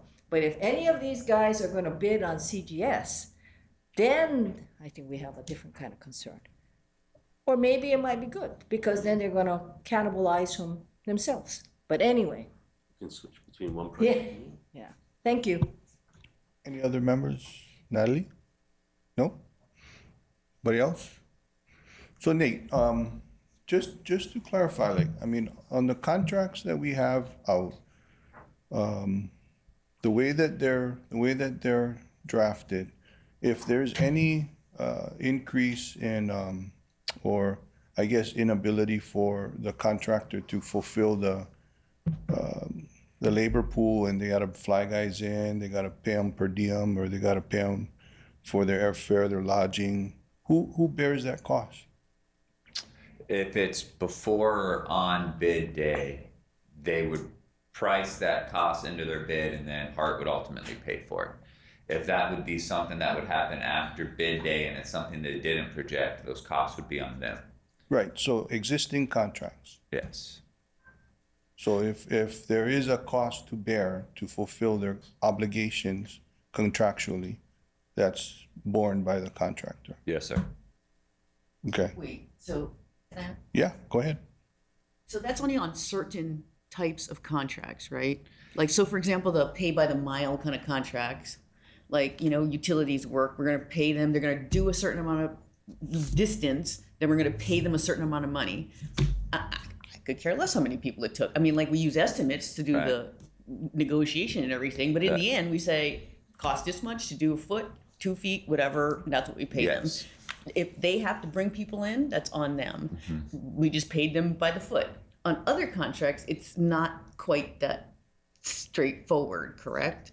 No, so even our... So let me clarify my question. My question is, what do our contracts look like? I'm not asking what kind of contracts could look like. I'm asking, what do our contracts look like? So you just described like our design bid build approach, which are sort of the unit price, like you said, which are both CCUR contracts. Hey, we pay by what you install. On bid day, we came to an agreement on what a price per foot of every single type of utility should cost.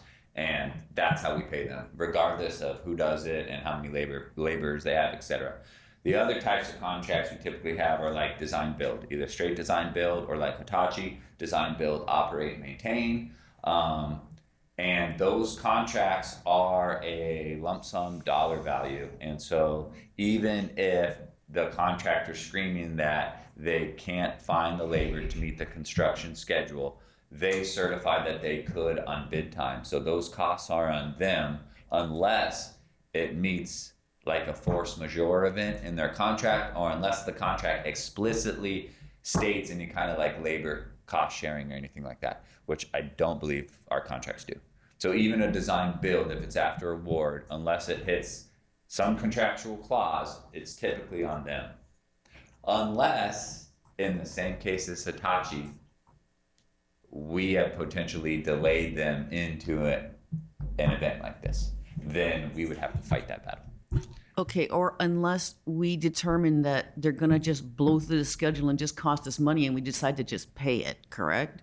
Unless we strategically accelerate or put Or money to maintain manage schedule. that risk down. At Yes. some point, it could cost more to wait than to just pay them to fly the labor in. So we have to make strategic decisions, potentially, even if it's their problem.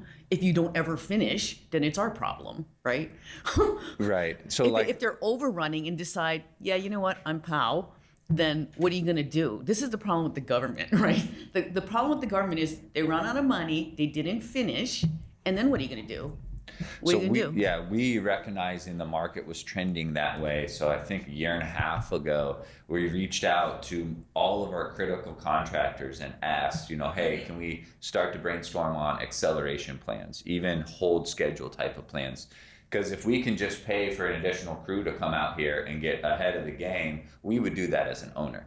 Also, we're always willing to pay straight time for employees to work as much overtime as they want, because it's the same cost to the contractor, same cost to the owner, just better money for the employee, and you get work done. So we've offered all of our contractors work as much overtime as possible, Hart pays the straight time, and then they just pay the premium time.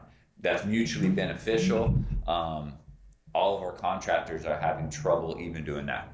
And so basically we're just trying to work with what we have, maintain the resources, work efficiently, but each contractor that we offered to accelerate or come up with some sort of cost sharing to move work forward basically said this is the best we can do given the resources here. I have a follow-on. Is there allowable expenses? Like, say I got a welder and I want to pay him like $300 an hour, and then the bill comes in, and then you're just like, well, you don't see that. You just see a dollar value coming in. You don't see, or it doesn't get audited by labor categories on what's acceptable.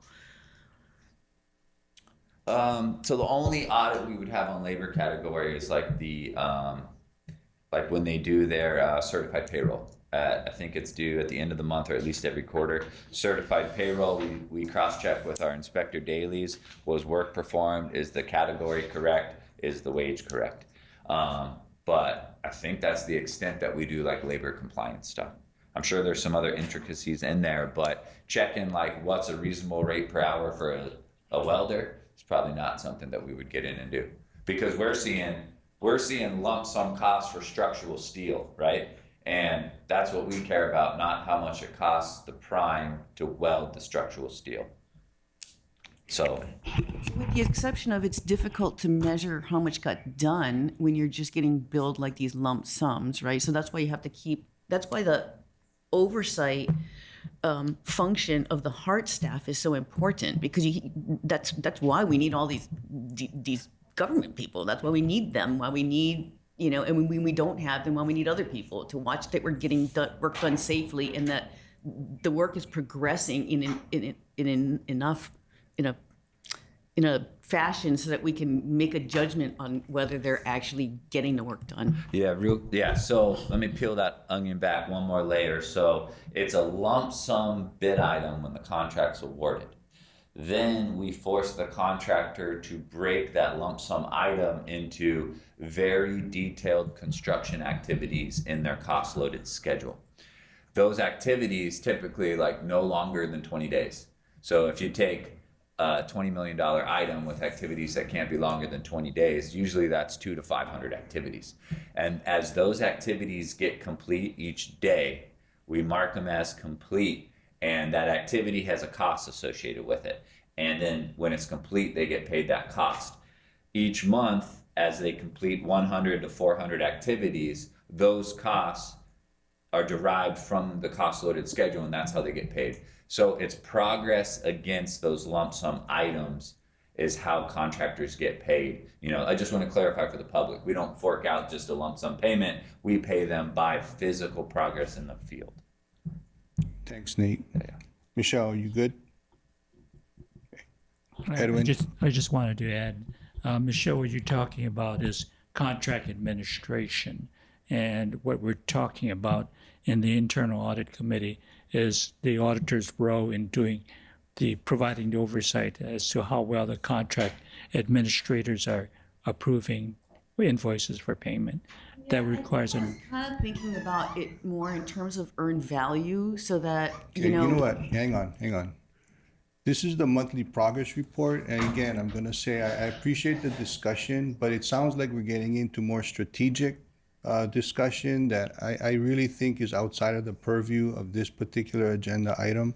So, I appreciate the discussion, but I don't want to prolong this agenda item and talk about things that isn't specifically related to the monthly progress report, if that's okay with this committee. If anybody has any objections, please let me know. So if anybody has any questions regarding this specific monthly progress report, please let me know. My question, Nate, to clarify, was whether or not our current contracts, if we have any concern of labor shortages that might cost us additional monies if the contractors might have to fly guys in. And my understanding, based on your answer, is that on our current contracts, we don't necessarily have that concern. What you folks do prospectively going forward with CCGS or any other contract, you guys are gonna adjust to the market, right? Yeah. Correct? Yeah, confirming those are correct statements. Okay. Along those lines, NAN Inc., what are they scheduling any work in the PM or on the weekends?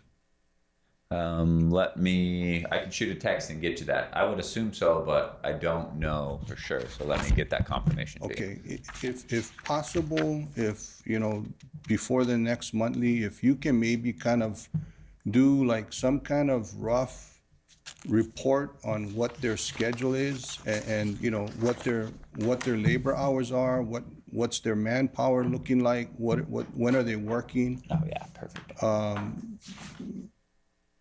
I mean, the fact that their contract is based on a certain work schedule and they're not fulfilling that work schedule just doesn't, it just sticks out. And if I could get a little bit more information on that, that would be helpful, because I mean, we may run into a situation down the road because of what we're discussing right now. If they don't start fulfilling what they contractually obligated to. Yeah, absolutely. So, like you said, confirming that additional labor costs post bid day, meaning most of our active contracts now, would be borne by the contractor. The only thing I can think of that would be cost to the owner would be like the indirect cost based on delays associated with that, right? Or And something that we would cost cause. us, that would cost all of us more, right? But a direct pass through cost, I think, would still be on the contractors based on our active contracts. And the CCOR questions are spot on. The board is picking up the information from each of these pieces and recognizing that that's a valid question. Is you've spent this much to date, how do you expect to finish on this budget line item for this day based on the information? Same exact questions we ask internally. So, I think those are spot on questions, and a CCR specific report to include projected labor at bid time, what's actually out there, what's your schedule, what are your budgets to date, and how are you going to finish on schedule, or what's the path to completion. I think that's a very valid update next board meeting. So maybe a little bit of a deeper dive Yes. on the CCUR. And I do want to follow up on Robert's questioning, and I'm not sure if you want to elaborate on 3 or 4, or if there's anything else you want to add, because I want to take a close. I don't want to spitball it here, but I mean I do want to take a closer look at it because I haven't had a chance to do it. But is there anything else that you want to add? I think let's just put it all together in one presentation and go through the very details of CCOR in progress. Question would be, do you want that at the board meeting or at the POC since you're requesting it? But we'll go through enough detail to give everyone confidence, and then we'll probably tie the contract performance to the progress report and to the cash flow, so you guys could like see the evolution. I think it's something that, or maybe we can have a joint with Robert and the POC, because I mean, technically the POC and finance is joint. I mean, it overlaps in some areas, one of which is the financial plan and the progress and the POC. So, I mean, we can have it either there or here. I'd be more than happy to agendize it, or we can have a joint. But yeah, just I do want to address what concerns he might have, and I want to understand what his concerns are a little bit more myself. So, Yes, sir. okay. Anybody else have any other questions? So can we go to page 30 and 31 in the monthly progress report? So we don't appear to be on the early plan.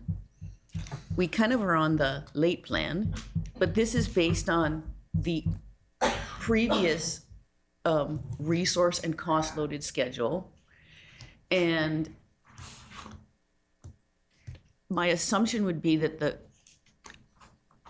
CPI and SPI would be close to falling into the negative. Is that a correct assumption?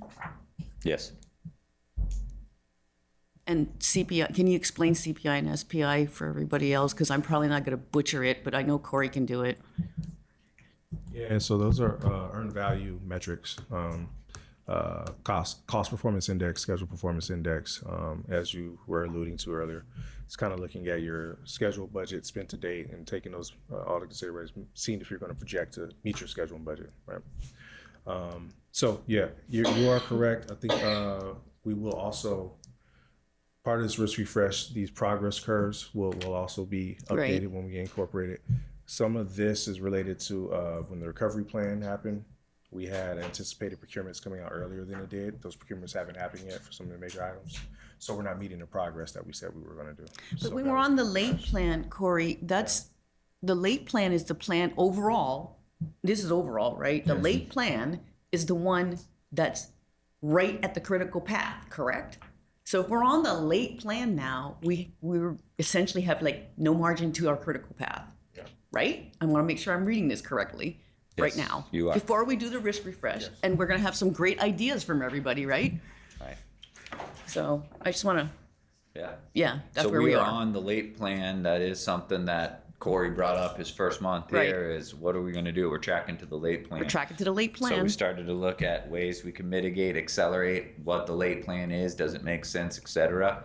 And we're going to have a new early plan and a new late plan later, but it's not going to, I mean, we're going to try to make it better, but we'll see what happens. Yeah, I think, this plan is showing that we have every intention of opening up the full service on March 2031, right? And so we're not tracking to the early plan just to make everyone very aware. We plan on using all schedule contingency, and revenue service is March 2031. We're going to eat through that schedule contingency as we get through Dillingham and Guideway and stations, but we are not projecting to open up any earlier than March 2031. Right. I mean, we didn't buy it yet, and we're like on our late plan. Yes. Okay, just so I'm clear. Thanks. And a lot of that is we didn't have the luxury when we rebaselined the program to be able to include any float. Get beat up on that a lot, but it's, hey, if you're already 10 years behind schedule, you don't have the luxury to include even 6 months of float. So it was, again, bare minimum, this is our schedule to completion. To segue off of what Michelle is asking though, this late plan projections though, this includes the contingency, right? Yes. So this would include everything, yes.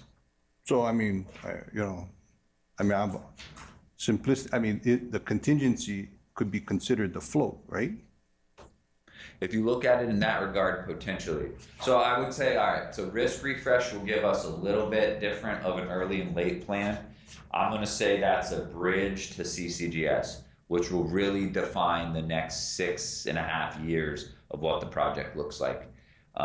That's gonna be a big driver of any changes as it moves forward. The risk refresh is kind of the bridge to get there, but really like our plan gets reset when we get a contractor on board that says contractually, this is how I'm gonna build it. I'm gonna start here, here, and here, gonna start working on this work first, etc. That is what's gonna really set our plan moving forward.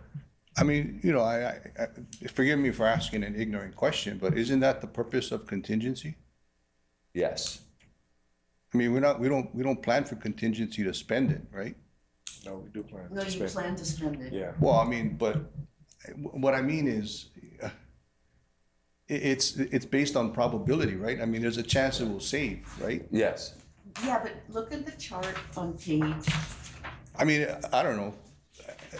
In Well, general, maybe yeah. I'll save this for another time. No, but, in general, you know, I Kiko, mean, yeah, contingency page is usually 43. defined by some 43, probability. 43. Right, And- probability unless, Somebody I mean, go to but the page target 43. is the base, right? I mean, those are the, Yeah. if everything goes perfect, right? Yeah. Yeah, Okay. typically, especially on project onsets and a typical project, you know, you wouldn't expect to use all your contingency.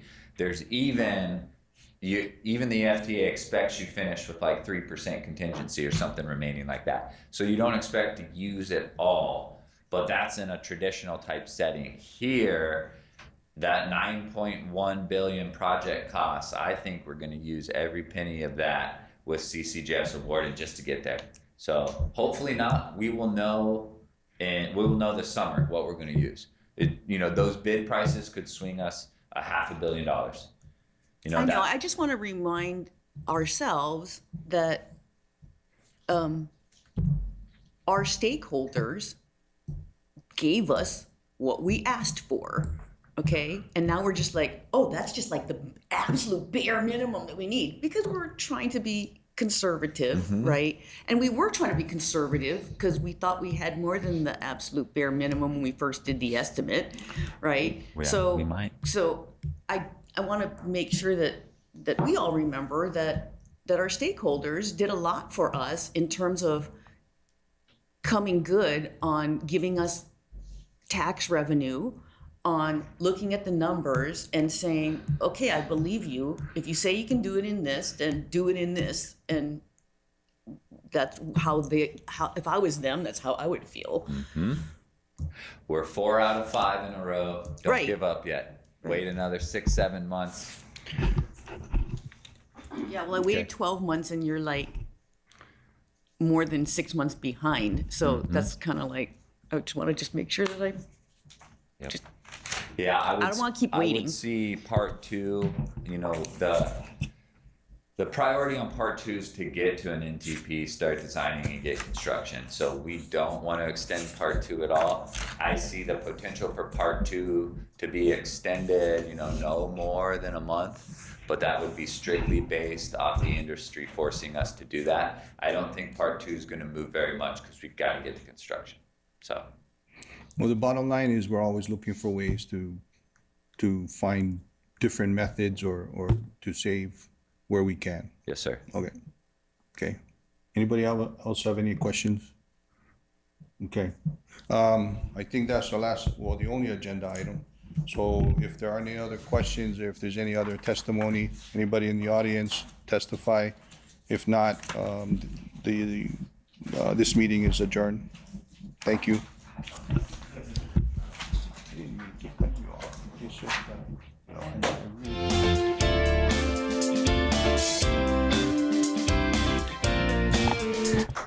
This is Edwin Young, the chair for the Internal Audit Committee, and we're calling it to order at 10:38. We'll begin by taking attendance. Robert Hughes excused, Art Jones, Present. and myself, Young, and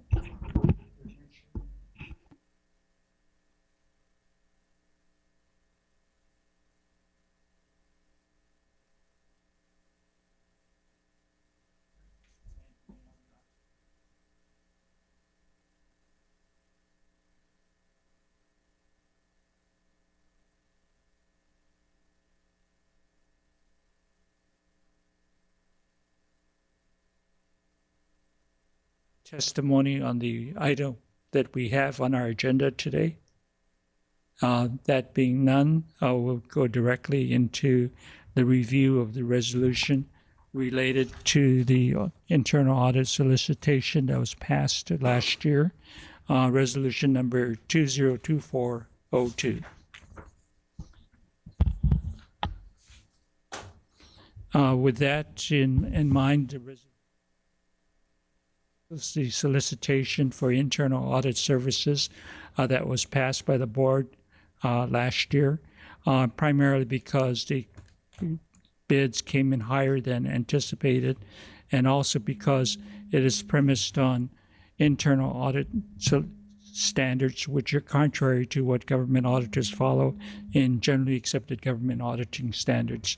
In addition to that, the solicitation contradicts the city charter, Article 17, 103, and 105, which designates the board as a policy-making board and the CEO as responsible for the day-to-day activities of the internal audit services.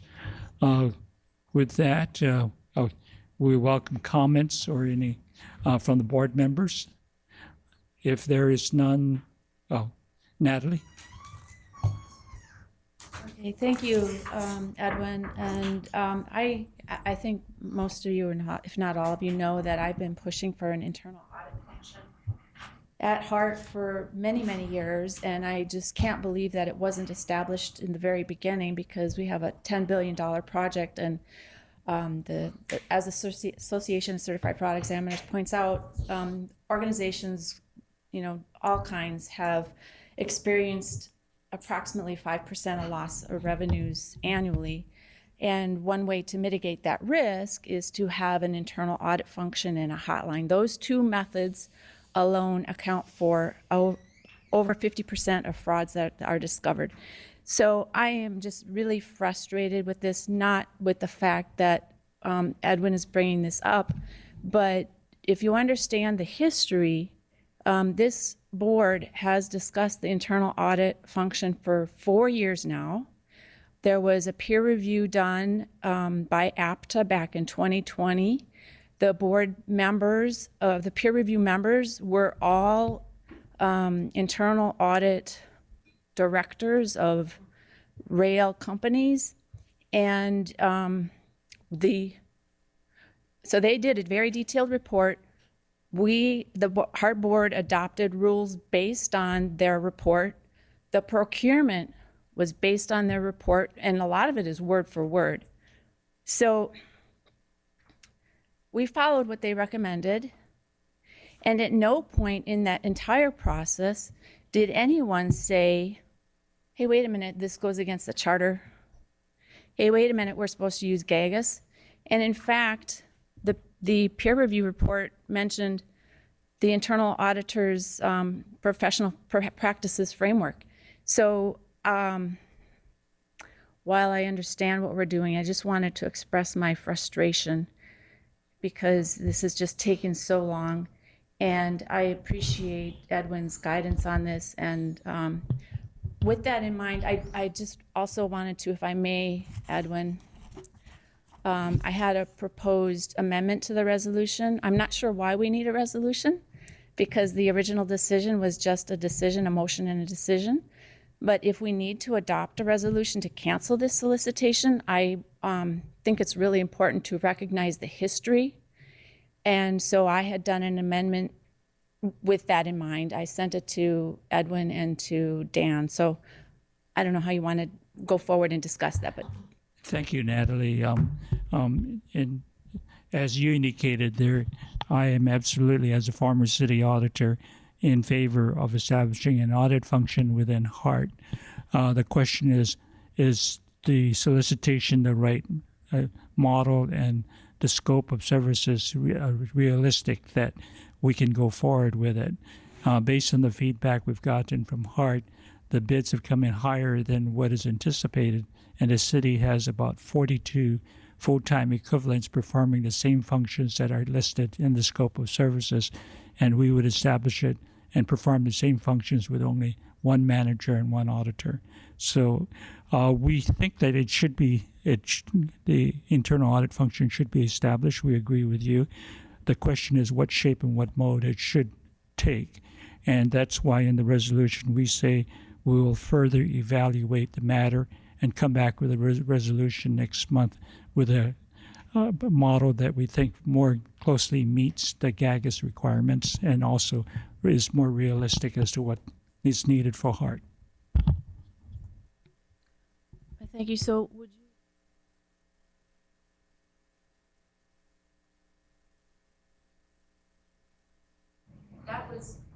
That's still a question in my mind, whether we need a resolution or if the board, the committee can just decide to rescind the procurement. And then, Laurie, you want to comment? I don't know the answer to that. I'm actually in agreement with Natalie, but maybe is that a Dan question? Oh, is a resolution necessary to cancel the solicitation? I'm not entirely sure. The board had taken action, and so I thought it was good to have a paper trail of the board taking action to rescind it, but the board could also probably just vote, and we'd have it in the minutes, and we'd be okay. Also, Chair, if I may, I believe Kika needs to leave at 11 o'clock sharp, and so we're going to lose quorum then, so we have about 16 minutes left. Give or take, maybe 5. Thank you.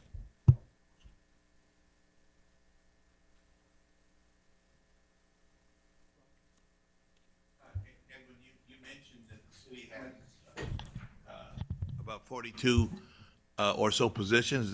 Did I hear right? Correct. That includes the Ethics Commission as well as the Internal Control Division, which takes care of the hotline calls. Sure, and I'm familiar with them at the city in my department, but do they have jurisdiction over HART, and is it appropriate for us to look to them for providing that service, and are they willing? The HART is a quasi-governmental entity, so they have no jurisdiction over it. We can solicit their support, but they can't tell us what to do. Chair. So, because I was involved in those lengthy discussions about internal audits, and I felt, and I still feel that an internal audit process is, if nothing else, wise. But so is it your intent? Is it, and I know you say you stated in one of the whereas clauses further review, but is your intent to solicit the city audit to do this? No. Okay. No, Is it to come up with a different scope? Different scope of services, a different model, and more in compliance with the city charter, Article 17. But still maintaining our semi-autonomous? Correct. Yeah. Correct. Okay. So right now, the way Article 17 reads, the board is a policy-making entity, and it relegates the day-to-day operations of HART to the CEO. With the solicitation, we would be taking over many of the day-to-day activities of HART, which would be violate the city charter. Thank you.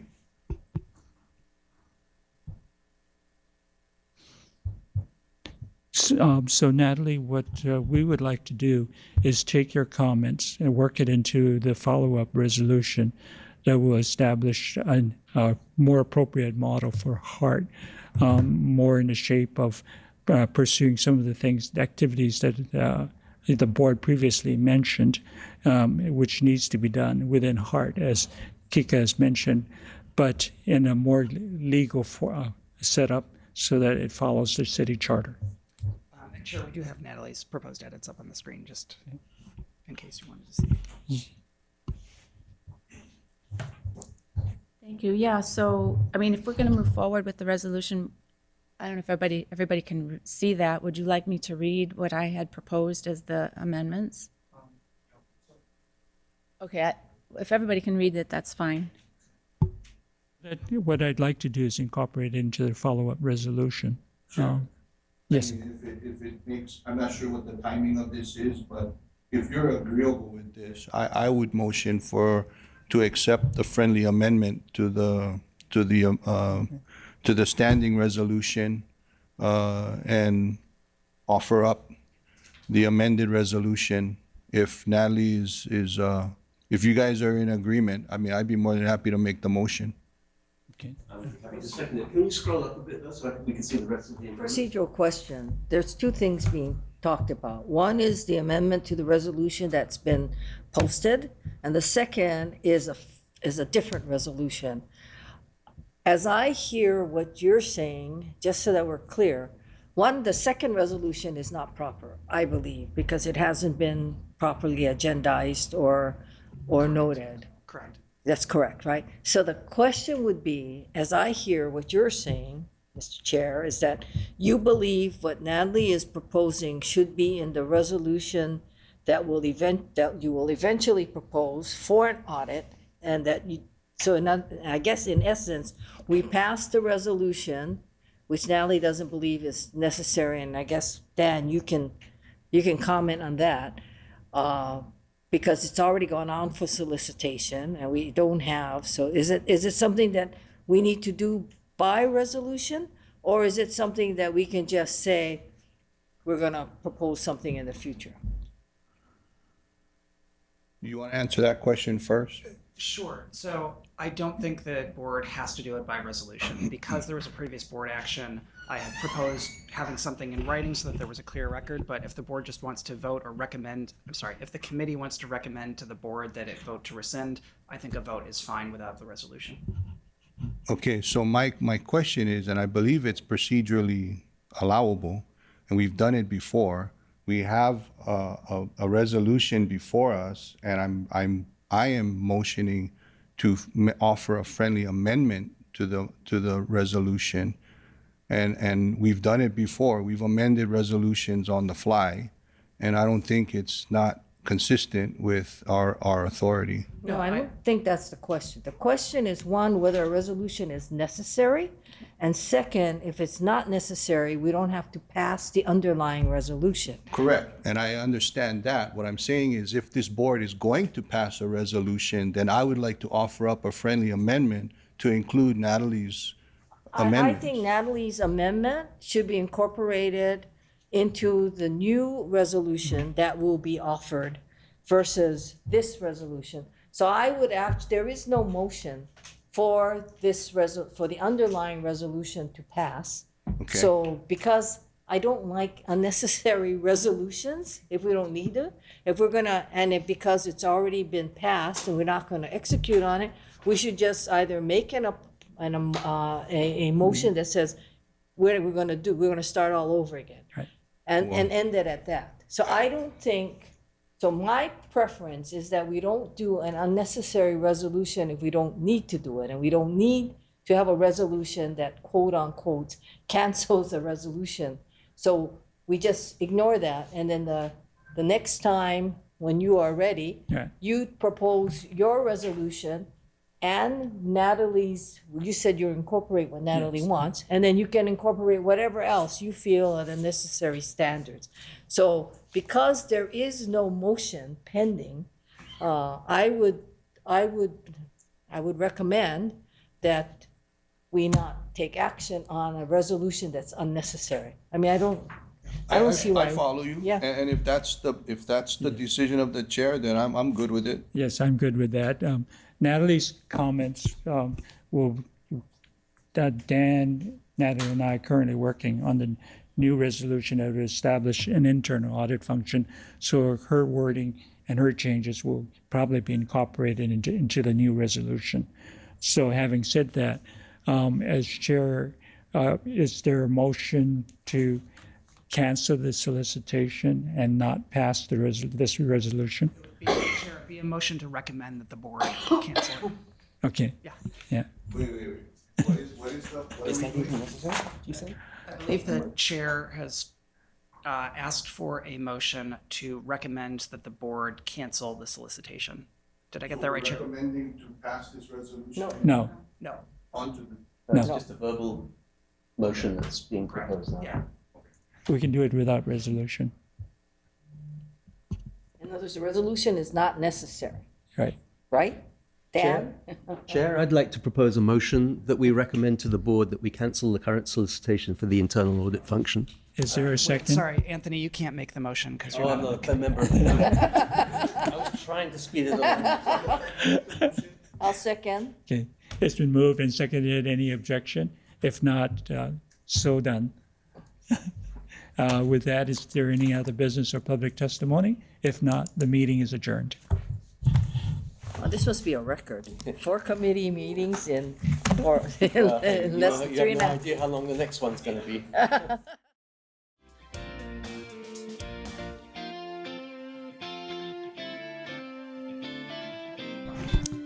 Okay, good morning. It's Friday, February 2nd, and it is 10:55 a.m.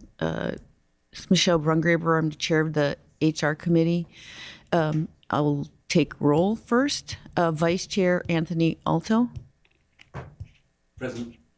Art Tolentino is excused. Roger Morton. Present. I guess I'd also note that with us for a few minutes at least, Kika, is Kika Bukowski, Board Chair Colleen Hanabusa, Edwin Young, and Natalie Iwasai. So I'm calling it to order, and the question is, do we have any public testimony on any of the agenda items? No, we don't have any. I guess the next one is Hart Board Executive Officer vacancy. It's supposed to be, it says me, but I think I probably need some help from Sandy because I think the ball is in HR's court. The last information that I had is that we were going through the normal procedure of sending our package, getting our package ready and sending it to main HR. Is that the status? Yes. We are still waiting for a status from HR. It has been submitted. How long have they had it? When did we get their package over to them? Do you know? Monday. Okay. Oh, Monday. Monday. Okay. Hey, what I'd like to ask is, Dan, do you feel comfortable like sharing that information you shared with me before the meeting about salary? No. No? Okay. Okay.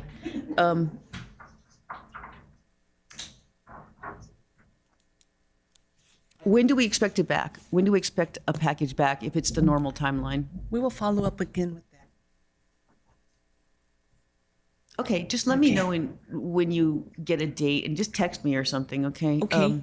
I think it's, everybody is of high interest in terms of what we need to do if we need to do anything. Okay, so it's kind of like we're kind of waiting to see what happens and we just need to know if we need to do anything.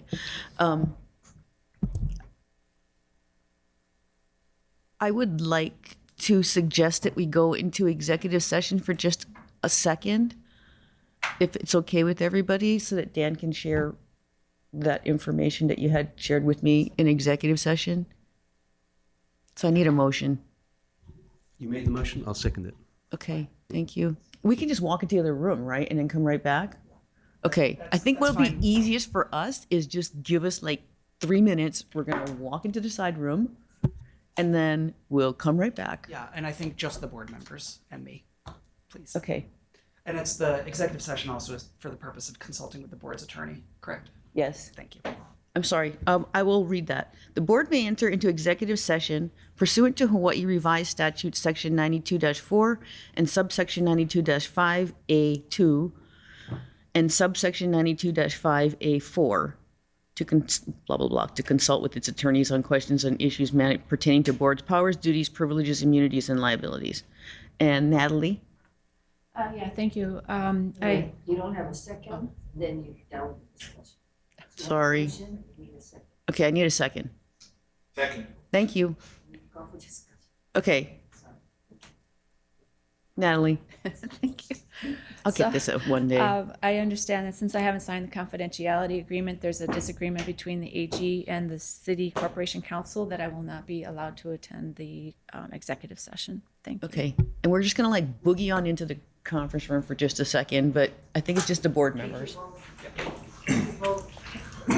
what? Take your vote. to- Oh, I have to take a vote to go into executive, can I take a vote to go into executive session? Is there any objection of us going into executive session? None. Thank you.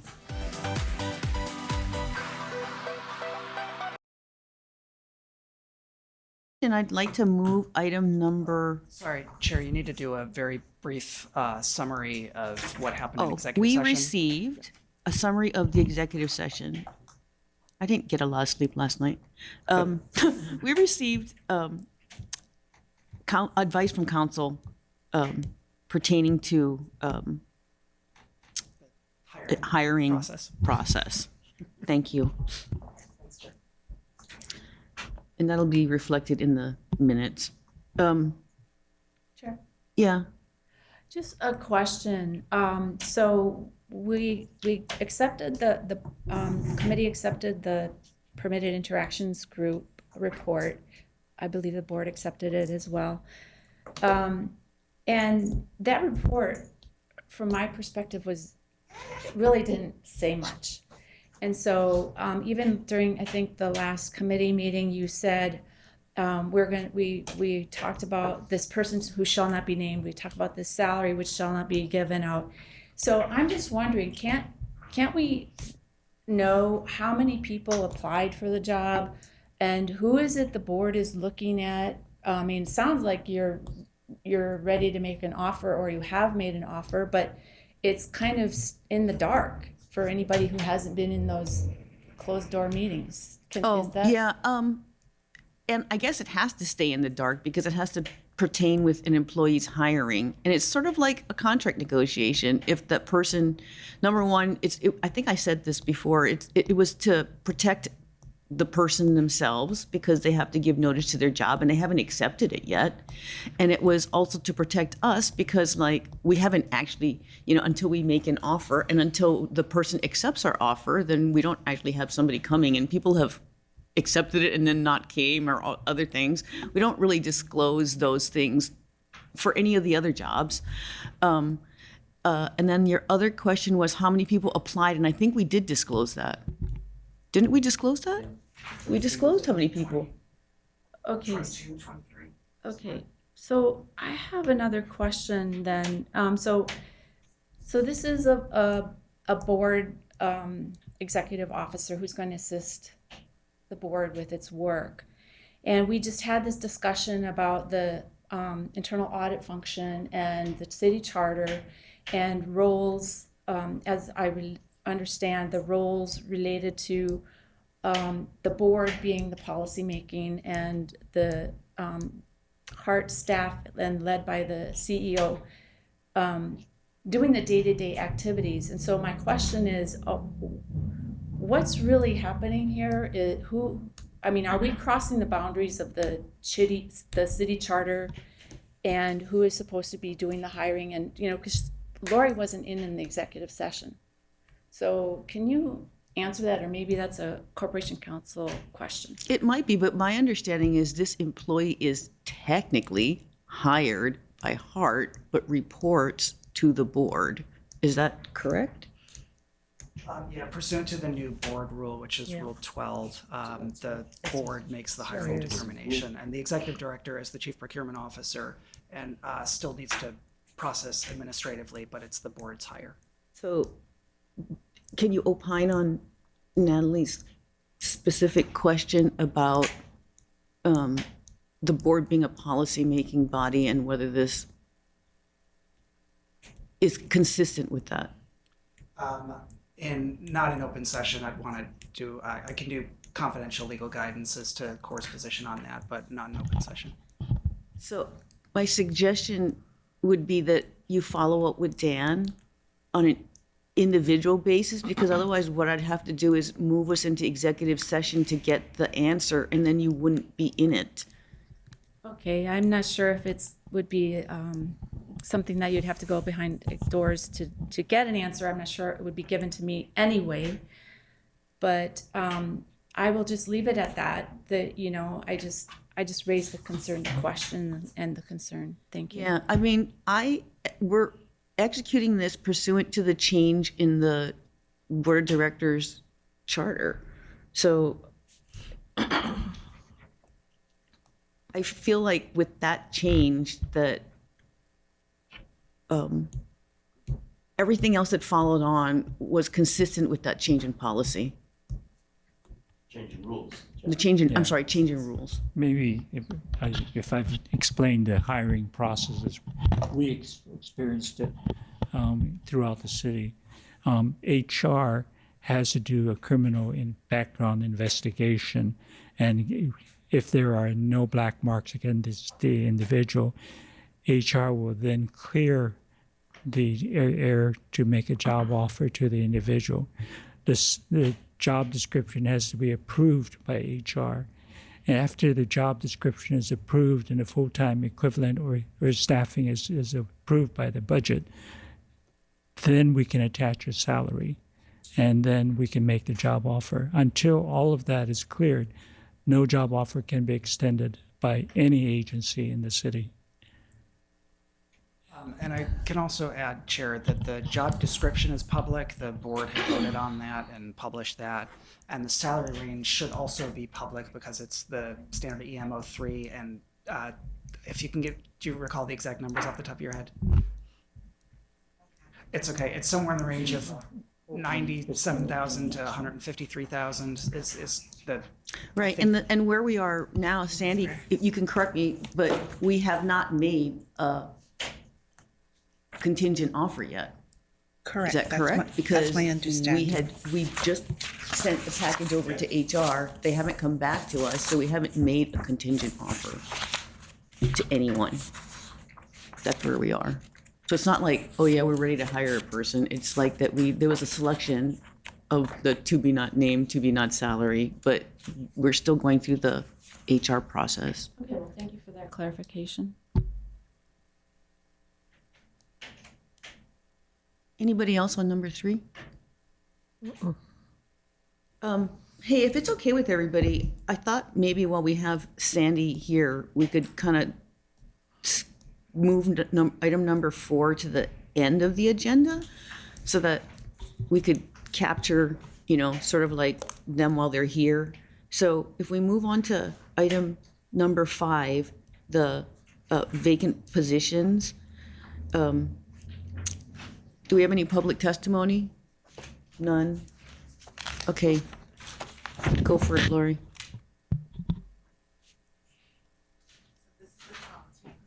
Your microphone. That's the top 3 vacant positions.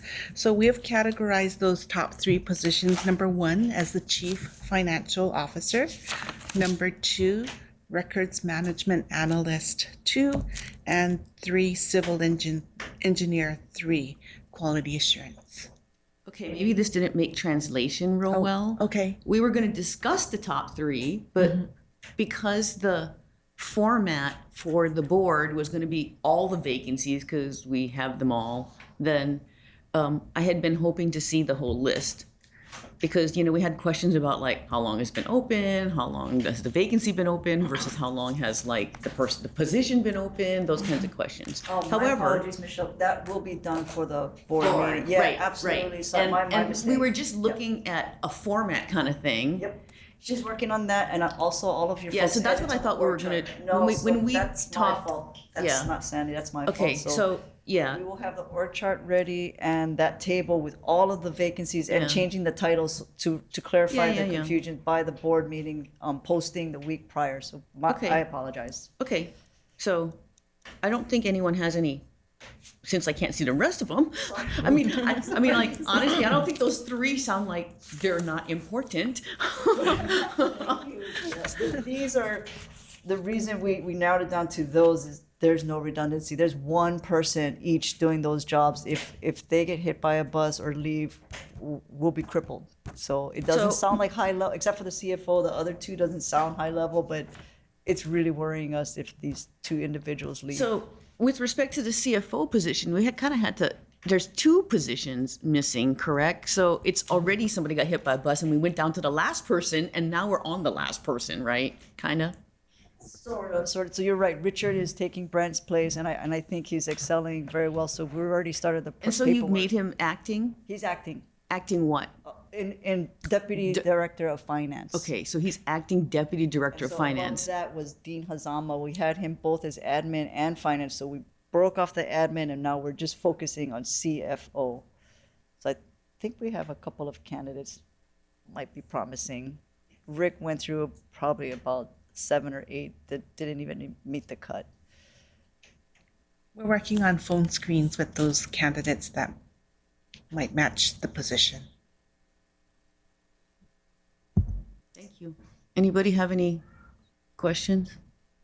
I just have a point of clarification. So when you come up with your chart, there was a difference between when the position became available and when you posted. And I think what you gave us was when you posted. I think what we want to know is when it became available, when the person left. And it'd be interesting, maybe even to have when it was posted, to tell us how long it takes to even get it to the point where it's advertised. We have that, Chair. We had that in our last table, but still the columns we had when it was vacant, when we posted, but it still wasn't clear on the title. So we're going to clarify all of that for your full board meeting. Absolutely. I have a question. The 3 top openings, are those going to be exempt positions or personal service contracts? Yes, they're all PSC, so we did meet with DHR to see, Dayton tried his hardest to justify that all hard positions should be appointed exempt, and they said, no, that's not gonna fly, so. So wait, I thought the deputy director position, or the director of finance, the CFO position is not exempt? It's not? I don't think it is. Laurie, what are the exempt positions? So or right Sandy? now, the appointed positions are my deputy director, the project director, the deputy project director, and the 3 private secretaries.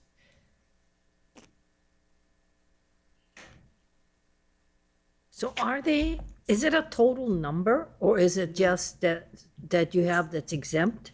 I mean, how does it work? So when we were going back and forth with DHR, it's a highly specialized position. It's in the charter under their section, Chair, if you could take a look. I do. But it's also kind of parallels on our section. It has to be a specialized position that is not anywhere else, which kind of contradicts the 3 secretaries. I was gonna say. But the appointees for the directors and the deputy secretaries for cabinet on that side, mayor's side, those are appointees also. So I guess that's what they're using. Yeah, and I guess the question, if you only have 6 positions, no offense to the secretaries, it just seems that if we need those positions, it's not necessarily a waste, but it's kind of we could have used those 3 Chair, positions. it's not a set number. We can have as many as we want. You just need to justify to DHR that it's a highly So specialized you can position. have as many as you want, something short of everybody? Is that what they're saying? Dathan's point was Dathan's close. So we went to DHR. Hey, can all of our positions be? No, and if they're saying no, so what is it? Something short of Lori and everybody? Chair, sorry, I sorry. can answer that for you. No, that's okay. I can answer it for you. So this is in the charter under 61103. The things that are exempted from civil service, the following positions of the Public Transit Authority, the executive director, deputy director or directors, private secretaries to the ED, and the deputy directors, so that's one set, and then positions certified by the director of human resources that require specialized knowledge and experience in fixed guideway system planning, etc. So what is that deputy director position? Deputy director. The one that was at the tail end? Yeah, so it says the executive director, and then it says deputy director, parentheses S. So As many deputy directors as you have. and then private secretaries to those deputies. So it's not fixed. But I can't make every position deputy directors.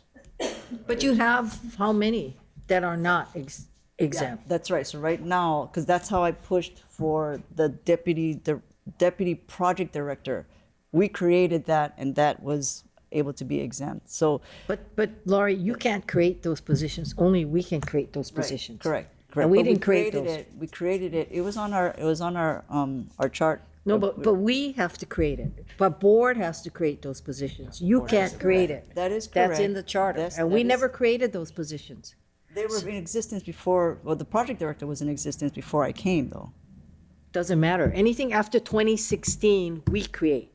So I guess the point is, if we feel that there are other people who we need to consider, it should come before this board, and we should take action on that. And then let HR battle with us, because that's our problem.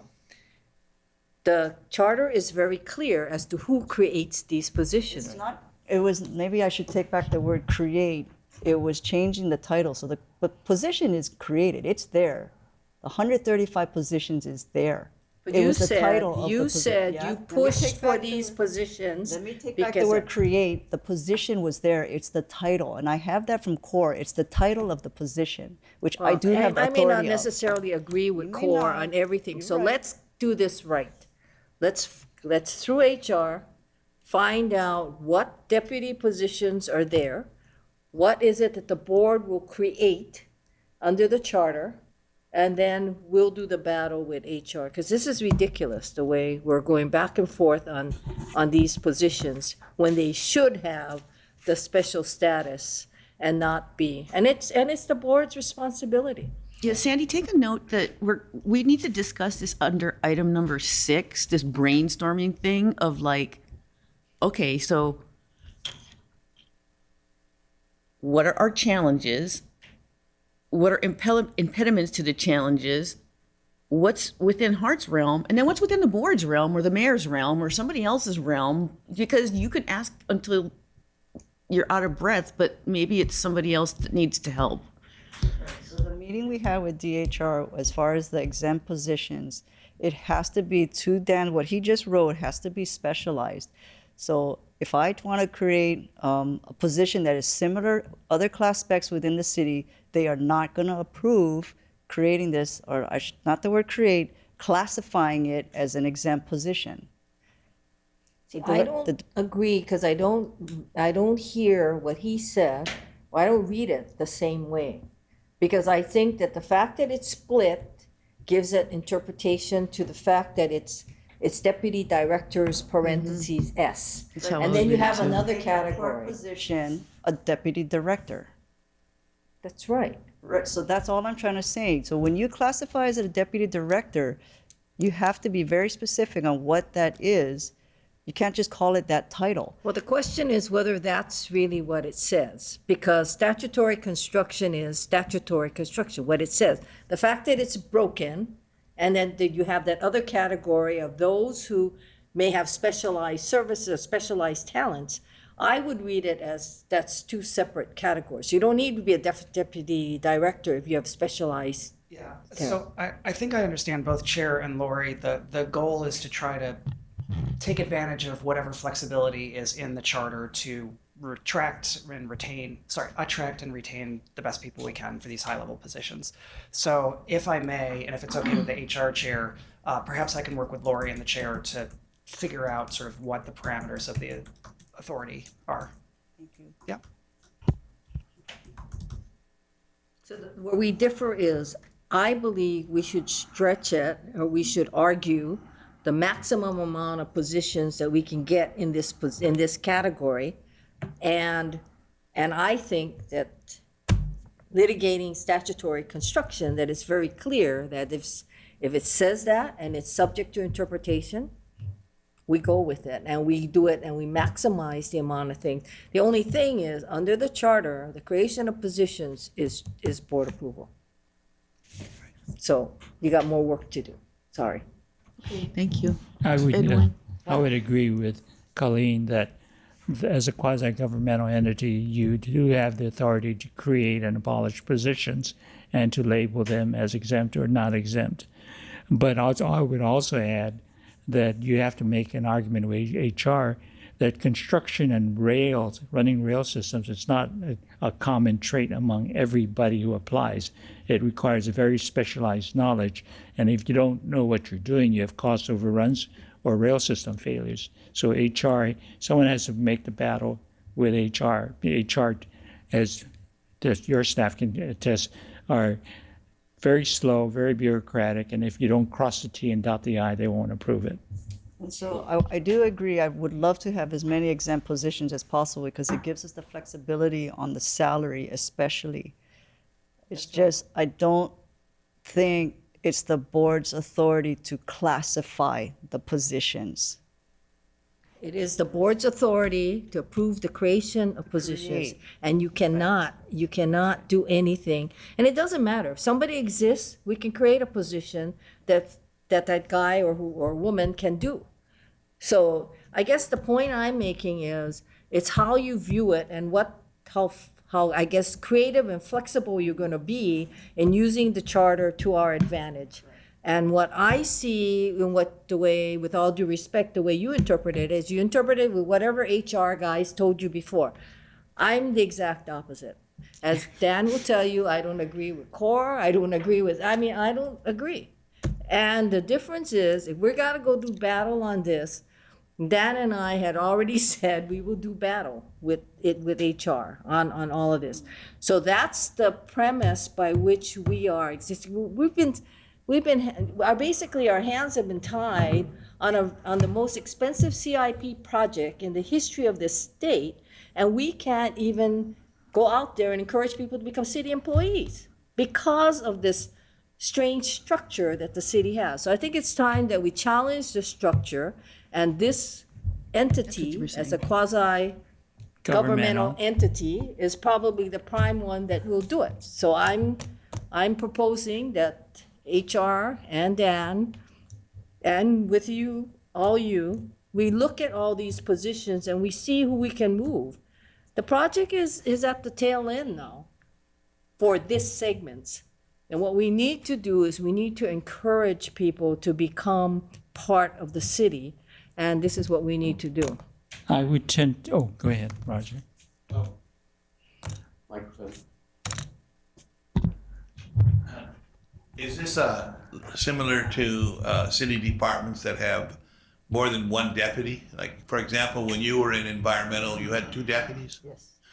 And I understand the distinction between deputy, with an S, and then the next provision said exempt people are those that have specialized experience in fixed guideway as certified by the Director of Human Resources, I think is the way the charter was written or something. But on the first one, I understand, I think where Colleen is coming from, that the second part of it is another category. It's not the same category as the plural of deputy executive directors, as I understand the plain reading of what I heard the charter said. That's correct. It is 2 different categories. Oh, there are several ways of doing it by attaching the name assistant to the executive, deputy executive.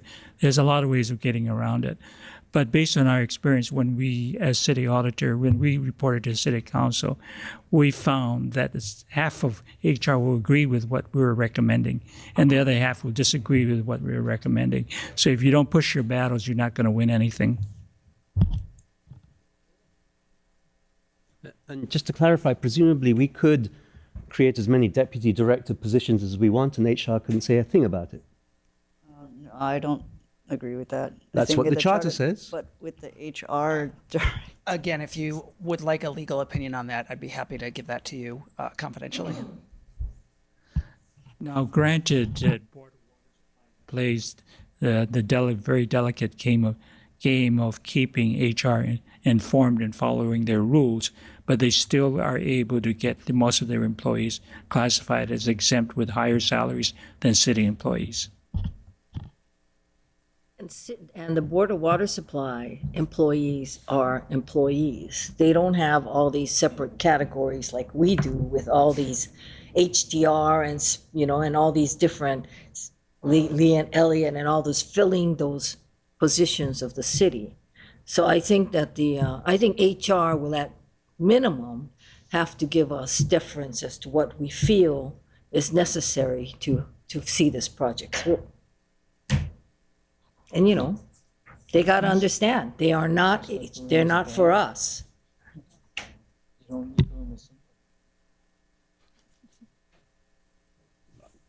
I think HR should be doing everything it can to facilitate the work of the government and not creating unnecessary obstacles. And we're not the only governmental agency on this island that is running into this problem. It's time for HR to be shaken up. I mean, I'd be happy to present a resolution at the next board meeting, but this is ridiculous. I think even the deficiencies in HR, it was taking them 18 months to bring someone on board. How many unemployed people are willing to wait 18 months to be offered a job? And I think they've made some progress. So, I mean, we don't want to antagonize them, but at the same time, you don't want to have to ask for permission for things that we don't need to. So, if it's okay with everybody, it kind of rolls into our item number 6, which is the outside the box brainstorming of recruiting, hiring, and retention, which is Anthony had a really good idea at the last board meeting when we were kind of talking on this side, and it was, we got to really start thinking out of the box. You got to really think out of the box and think about what helps, and then figure out how to say yes to it. How do we make that work? Who can say yes for us? Can we say yes ourselves? And all lines don't lead to main HR, right? And so that's what this session was meant to be. But the other thing I recognize that it's not just people on the HR committee that have really good ideas. So it was just the start of this brainstorming, and then maybe a thought that a PIG could be formed to really identify actionable things that the board could take action on in a policy sense. And so, where do you need help? What can we do? What flexibility do we have? And then what action can the board take? And so that's what this initial discussion was going to be, just to brainstorm kind of in public. Some things aren't really surprises, right? It's sort of we need specialties that really kind of aren't really found on the island. Oh, well, we don't usually pay, moving expenses, or, our salaries are challenged, or our personal services contracts are a challenge. These aren't really big surprises. The real question is utilizing a PIG, can we find our way out of it, right? Can we mitigate some of those challenges by trying to figure out what to do? And so that's what this is meant to be, kind of a in public session to just identify things with a discussion by the people that are here today on whether you think we should do this in the HR committee or whether a PIG should be formed, and make recommendations to the board. So I would suggest that Laurie take her organizational chart, designate which ones are critical to her organization, classify them as exempt, and bring it forward to the board for approval. Once the board approves those positions as exempt, then you can do battle with HR. Yeah, I guess my question is everything hinged upon if everybody was an exempt, does it solve all your problems?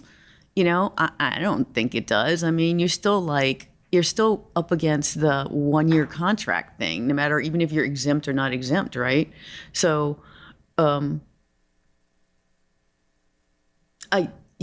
1-year contract is the 1-year contract, but if you're an exempt, isn't it different? It's at will. You're I mean, at will, right? So it's not necessarily a 1-year contract. Right. So it does make a okay, so difference. it solves that one. I guess, does it solve the retention as a city employee one? No. But the city makes is, it a little bit I mean, if you look at, yes, we do something specialized, but, a contracts person can do contracts, a finance person can do finance, a safety person can do construction safety, an engineer can do engineer stuff. I mean, we've got so many vacancies. It was everybody was at Blaisdell, all the city people were at Blaisdell, all the city departments were at Blaisdell trying to recruit people, right? So it's not like we don't have tons of vacancies out there. So why can't people why can't people from Hart at the end of the project just get sucked into someplace else? I don't know. Somebody explain that to me. I mean, and the answer is going to be, well, that's what the charter says. But that's just what the charter says. You want to change it? Change it, right? That would be identifying what you need to do to make that not go away, to make that go away, right? So I think it comes into question a couple of pigs. One is Alamoana and beyond, right? And that what we do with that. And the other pig is one that we started to discuss at the last board meeting, which I think is fascinating, which is, I call it the, what is the Public Transit Authority? And that's something Roger, and Anthony, we've discussed all along, which is, okay, what is that? And to me, the most intriguing thing was when Dan said that the changes in the Sunshine Law authorizes or permits us now to put in non-board members as permanent members into that PIG, which would then afford us the opportunity to expand. So I think that yes, but I think tied to that for, I hate to use this as an example, but for like the Nates of the world and the Vances of the world, or whoever else is a city employee, would be, okay, what would they want to see? I mean, what is it that we would have to put in a package or something to keep them here or to make them continue? So, if we have Alamoana and beyond, and then we have this entity, or we really do look at public transit as a totally autonomous or semi-autonomous entity, I think that we can address your question, which is why would they stay? They have to stay because there's a light at the end of the tunnel, so to speak, that there is a future. And the question is whether we're responsible for creating that future to the extent that we might be able to define what is Alamoana and beyond and what that may look like in terms of years of employment. And also the commitment then to have people who are willing to go and, beg for money and to convince the Ledge and everyone else that this is something we need to do. I think we can get to that point. But before we get to that point, we got to get to all this other stuff first. So my question is, who's in charge, HR, or are we in charge of the organization? And HR has their rules granted, and you have to go through their checklist. But our experience has been, you create a position, you create a job description, HR approves it, you assign a salary, and the HR says yay or nay. You may have to create a career ladder with different types of job descriptions as part of the career ladder, but that's going through the checklist. Once you do the checklist, then you are responsible for a criminal investigation background before offering a job as a permanent hire or as an exempt employee. If the job position states that they will receive all retirement benefits and city benefits, that individual has incentive not to quit but to stay put. And you don't have to create personal service contracts every year because under state law it has to be renewed every year. If you're an exempt employee, you can stay as long as you at will as the employer decides to keep you. The expertise in running a rail system is so specialized that I would not hire anybody off the street. There's a shortage of accountants nationwide and globally. You can't hire a CFO off the street to assume the role of a CFO for the rail system. And when I think the answer to part of your question is, as having gone through the 2016 Charter Amendment and watching the 2018 Charter Amendment fail terribly, I think that we're probably at a point now where people may be more conducive to looking at an amendment to Article 17, which they would not do after. 2016 was the last time we got anything through. So that's to the issue of HR and all of that.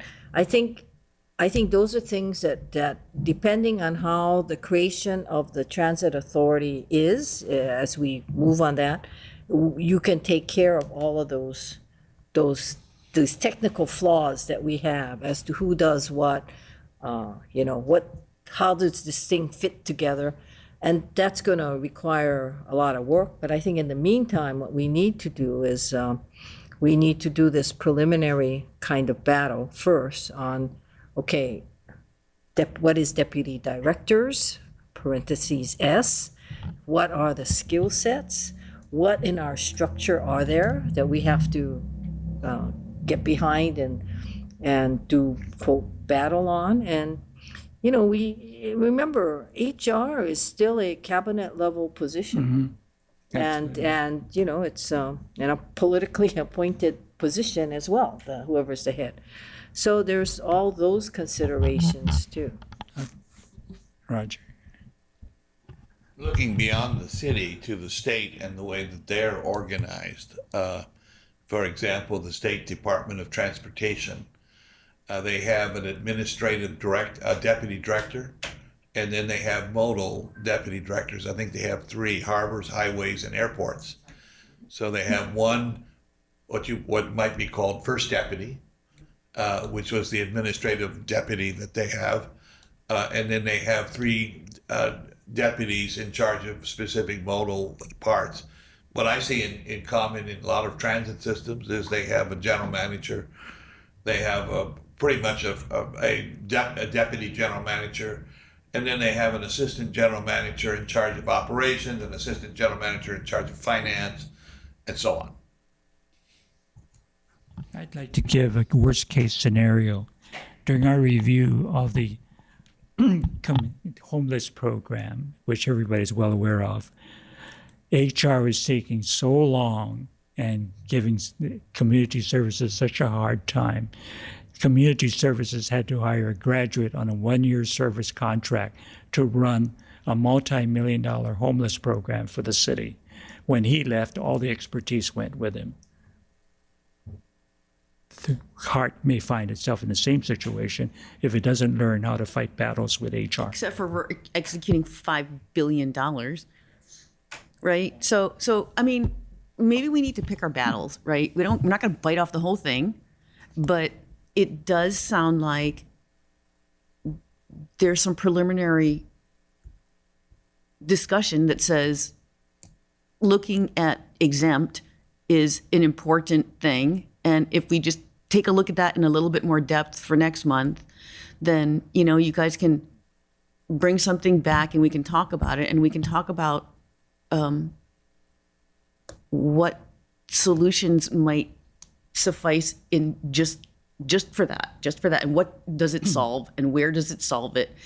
But our biggest, you know, I mean, I guess the thing that I wanted to add is the emphasis on the positions and everything was because we have time now to do the hiring before we start CCGS, and everybody's kind of crazy with the utility work, and we recognize that, but it's just going to get worse.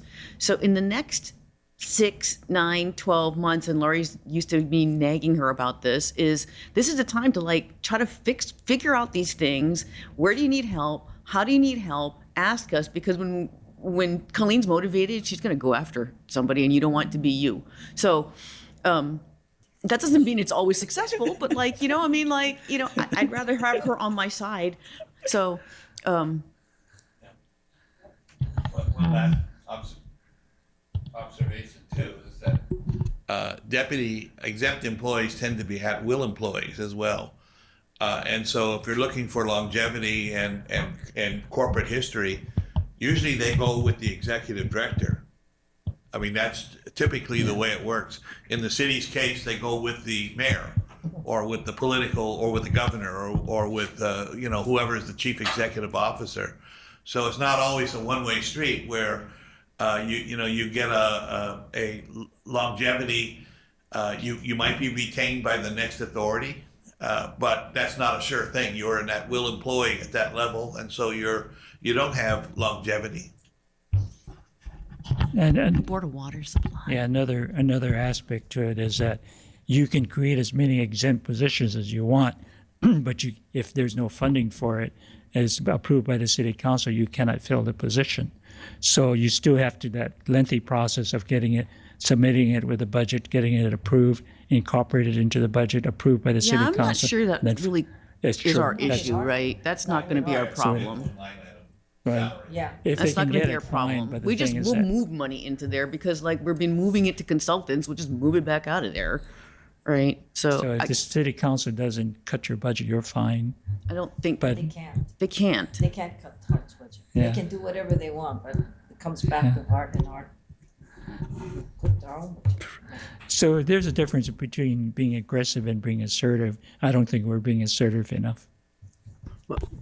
To that, Chair, can I just say that I really object to the fact that throughout this conversation we've been talking about doing battle as if we've declared war, or HR has declared war on us. Why are we the enemy? Why are they not working with us? Why are they not allies? And I know we're not the only department that's asking this question, but it is outrageous and it needs to be fixed. So I would like to clarify, please don't couch it that way because they have been extremely helpful. I mean, like to your point, we have to pick our battles. We have to be cautious how we approach. Same thing with city council. We need each other. And if you come across as being, combative, every transaction that we do after that, it's not going to be pleasant. So please just keep that in mind. It's not a battle. They've been very helpful to us. Maybe in one particular case, they're irritating you folks, but all the other transactions that we have to do with them on a daily basis, they're very helpful. But they're causing departments to take 18 months to Right, onboard people, right. and that's So that's- not appropriate, and But it can't they've been continue. very fast. So if you look at how quickly Hart can hire, it's much faster. I know it's probably painful for you folks to see. 3 months? That's fast compared to the other city departments. Yeah, it takes 18 months, and they're shortening it to 6. So, yeah, they've got thousands of employees they're trying to. We just did the first one-day hiring Right. as a pilot program. Nice. Well, and let's be clear, it's not just us, it's, PMOC has this as a big risk for the program as well, right? And we all know it's a big risk for the program to make sure we have enough people to do the oversight and insight. And it's really trying to be constructive about finding out of the box solutions to things, because it's not easy to open the aperture and really always, I think, Roger, I really commend you because I think you've been giving us a lot of good examples of how you were able to do that. And I'm almost jealous, right? I'm like, wow, how do we do that, right? And so we have a lot to learn, and we have, So, Sandy, do you have enough information to take this and take a stab at it for next month? Okay. But you're producing something for the board meeting, right? Right.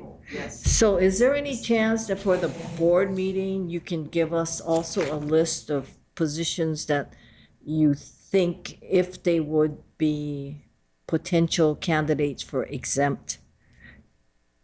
That would be more Laurie than you, but if, by their description, if we can even going to Nate or Rick, whatever's below them, that they think that these people could be exempt, and then we can look at that. And I would also like to say, I think HR probably looks upon Hart as potentially something that they don't mind working with, because we're only dealing with at best 40 positions now.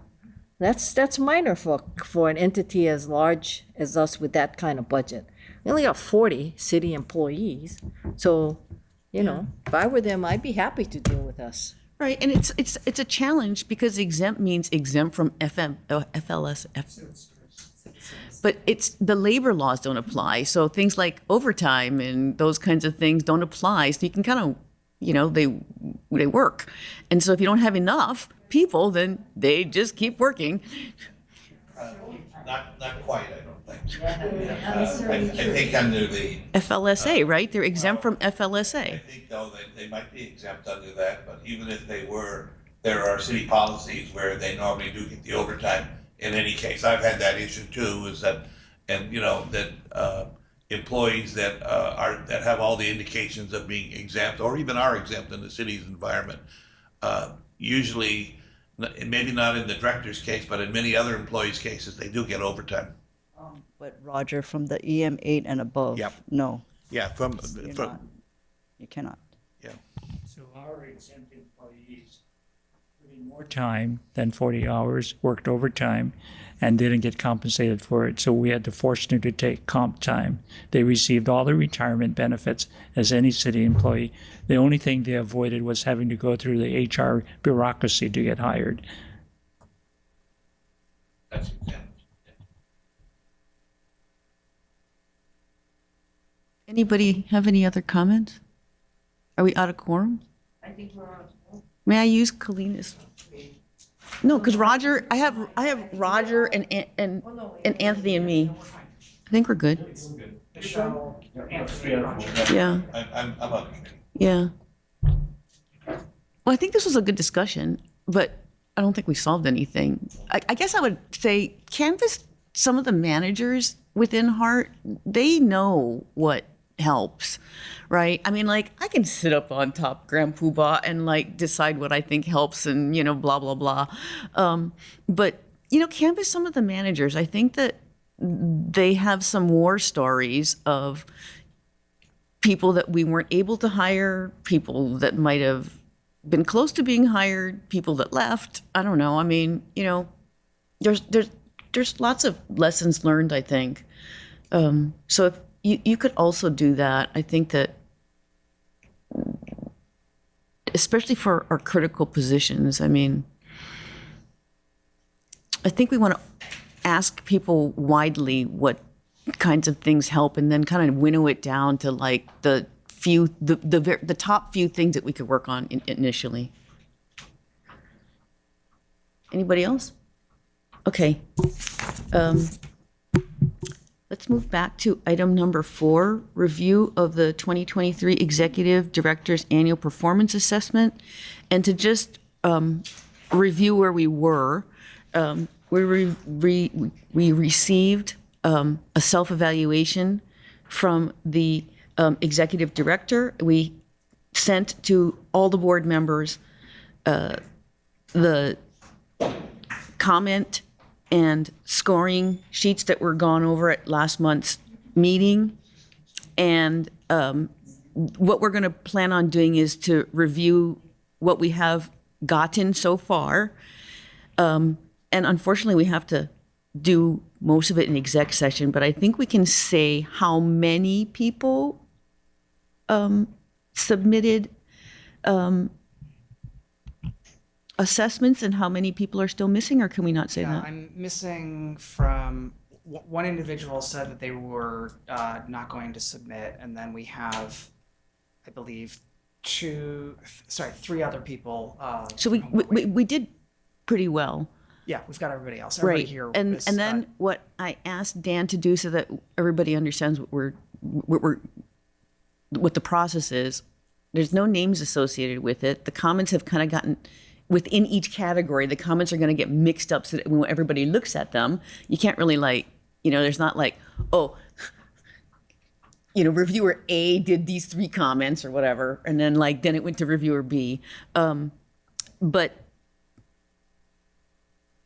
I felt that we should at least look at what came in, but save the majority of discussion for the board of directors, because then we'd have like everybody there, and it's really the board that does the assessment and puts everything together.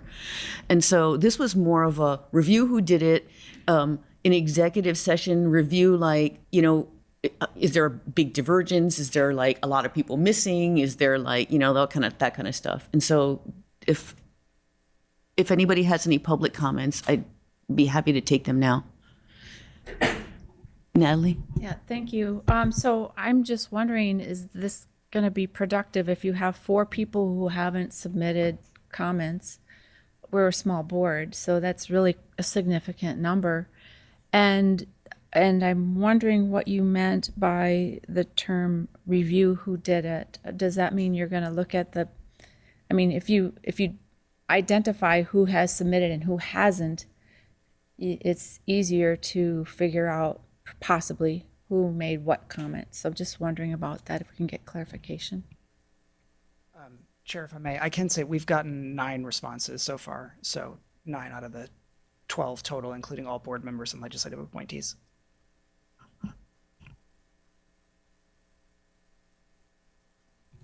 You said that you would go in and review who did it. So what did you mean by that? I don't know. What did I say exactly? What was my exact statement? You said review who did it. So I didn't know what you meant. If you meant, I think I also said that we removed all the names and we scrambled all the comments. Oh, okay. So right. So all the names are off. anything that we're going to see today doesn't have any names associated with it, and everybody's comments got scrambled up so that like a person's comments are in consecutive order. So for example, board interaction, there'll be this many, 9 out of 12 people total. This many people scored it this way, this many people scored it this way, this many people scored it this way, and here's a ton of comments that were all mixed up. So that it's not like, oh, reviewer A had these 3 comments, and then it moved to reviewer B with these comments. So it's kind of mixed up, so you can't really. So Chair, can I get forward for 1 second? Yeah. Sorry. It's some text exchange last night. Yeah, So we were gonna. So I don't have the chart ready. Oh, okay. It's not ready for. Okay. Yeah, and the point was we were going to wait until the board meeting because like it would give us another 2 weeks to gain any responses for me to beat it out of them, as well as Dan to put everything together. So it was really kind of more to just give a status of where we were. And if anyone wanted to go into exec session in terms of the, I guess we don't have a presentation material. Yeah, and in fact, I don't know that we're going to be giving specific information about Lori's performance now anyway. Right. I mean, I can Right. relay that we've got 9 responses. Right. People have been good about getting comments and So, scores. so I think we've done a lot better than we were last year because we dragged it out waiting for everybody to get on it. And it, you know, I mean, it didn't work out well last year. So, Can I make a comment? Yes. I was in San Francisco. I got your email and responded as fast as I could.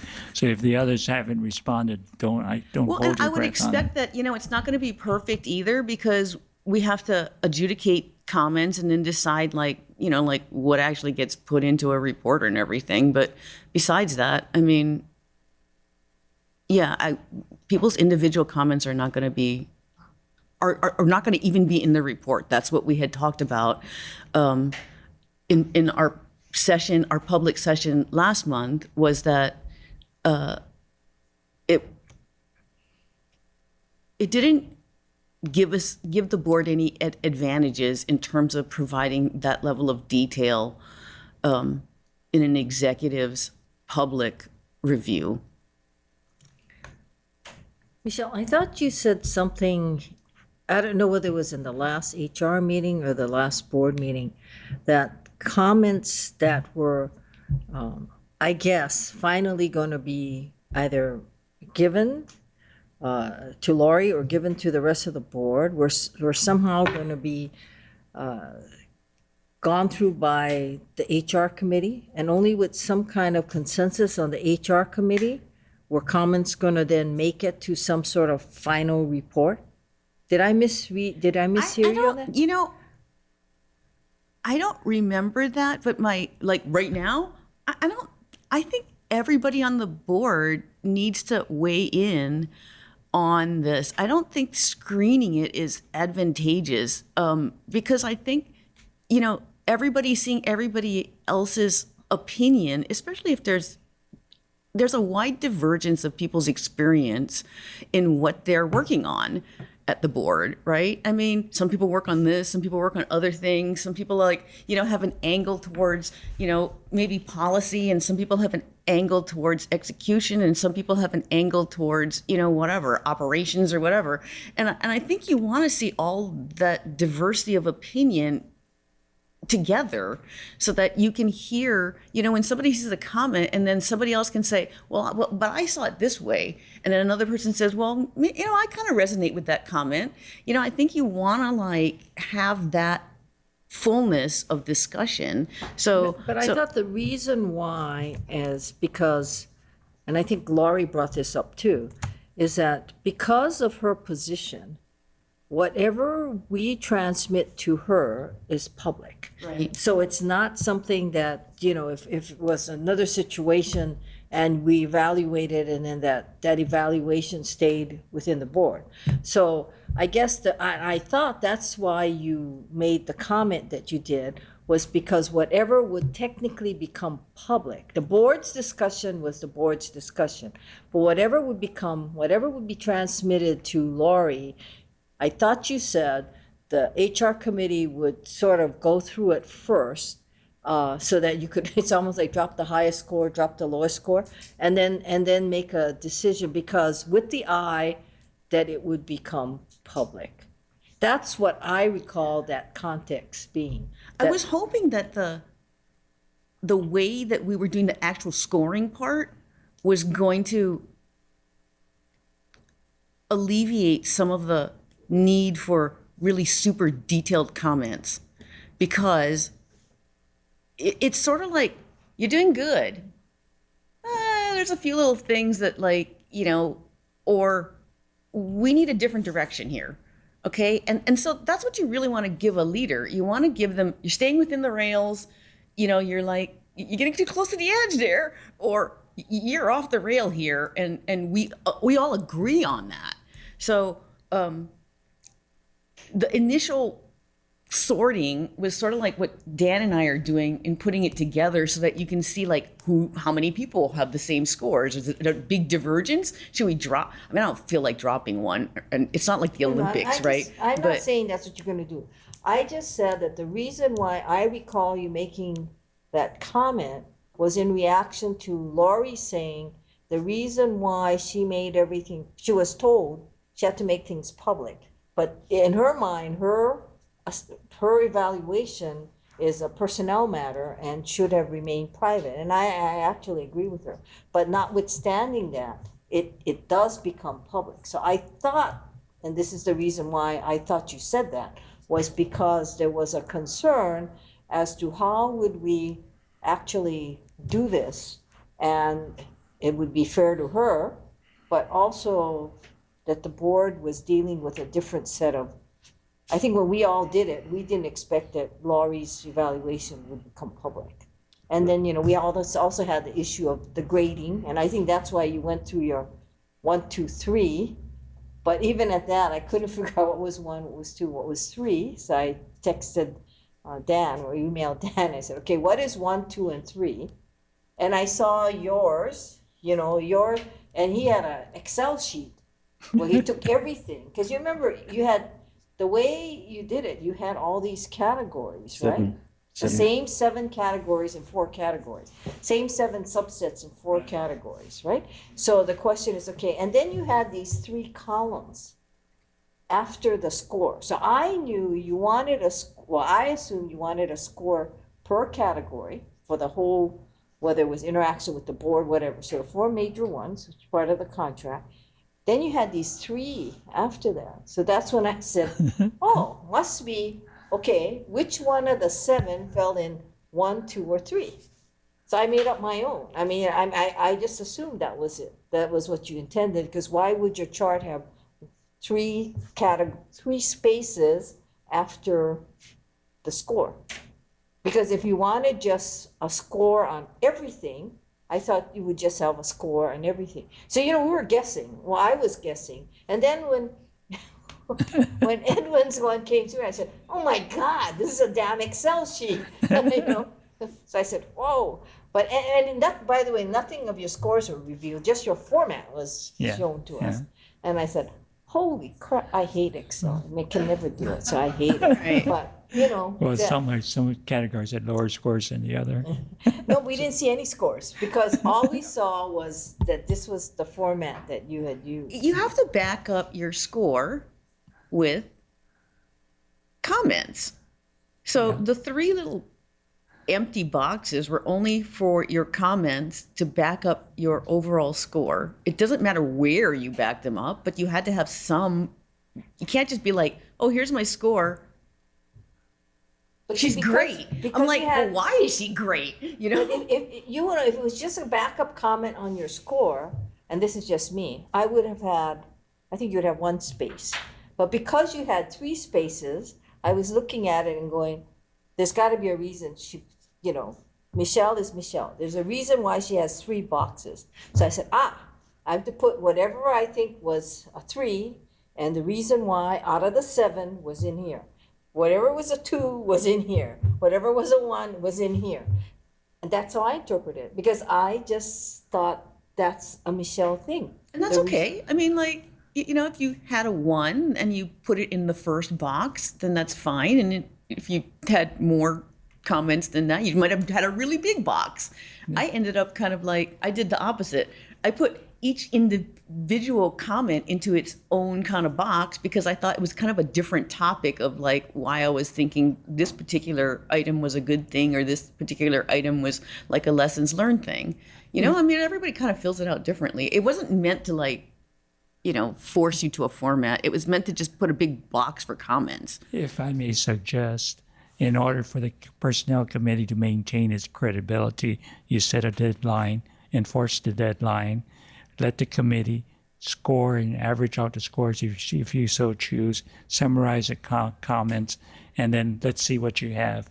And then the board can then decide yay or nay. Right, we were trying to do that, but since it was due like yesterday, we just didn't have time to get it through. Yeah. So the question is like, do we not talk about it? Because everything was due yesterday. We couldn't get, I mean, you can't crank everything to a spreadsheet in one day because Dan would just have a heart attack.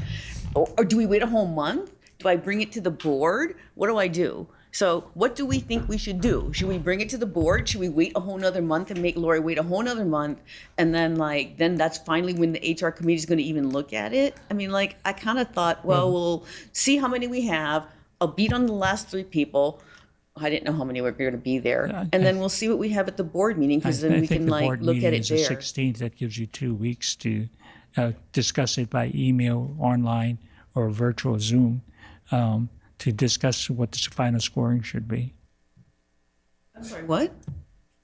Board meeting is the 16th, so we got 2 weeks. Right, but I don't have to discuss the final scoring. This final scoring is just going to be like we're just going to show. No, that's the draft. The board has to approve it. Does the board approve the final performance rating? Yes. Yeah, so.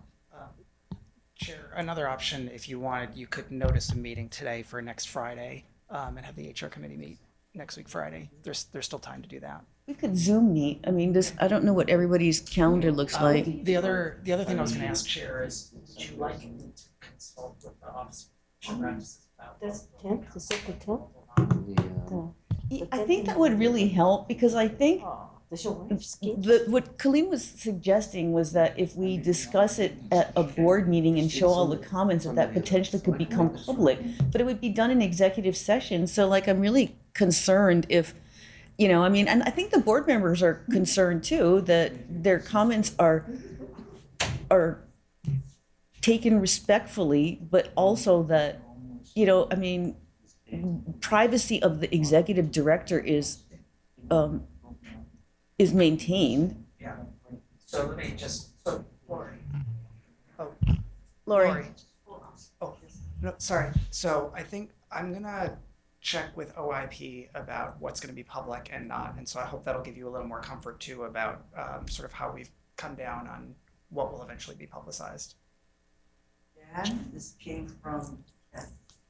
Yes, but the Office of Information Practices is gonna be charged with. From OIP. I understand. I was going to do it again. I don't have to. That's fine. I'm happy not. Or you can confirm, that'd be great. Okay. If you want to dispose it, you can be welcome to do so. But Chair.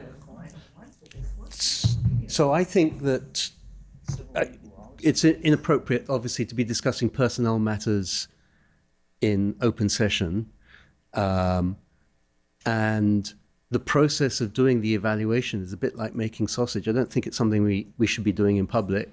We should be coming to the board, the full board, with a report from the HR committee, which summarizes everything. It just has one scoring, the average of all of the board members, one set of comments that's been approved by the members of the board discussing in executive session, and then we make a report and we bring it to the board.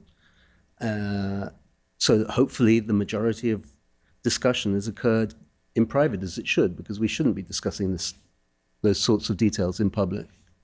And so I would welcome Dan's suggestion of scheduling another meeting a week from today of the HR committee, which gives you time to beat up the 3 committee members who haven't submitted their assessments yet. Well, at the same time, like, I'm not gonna like wait forever. I mean, if it's not there on Friday, then it's not there, and like, you know, you can like opine when you get the report. Exactly. you can't wait for this kind of stuff. I mean, it's like you knew it was due, you had like time to do it, you're gonna have a month to have done it, so. Exactly. Yeah, I think if 12 potential people give reviews and we got 9. That's actually pretty good, I think it's a good representation. you know? So I agree, let's do that. So you want to have it in person or by Zoom? I think, I don't know if I'm here.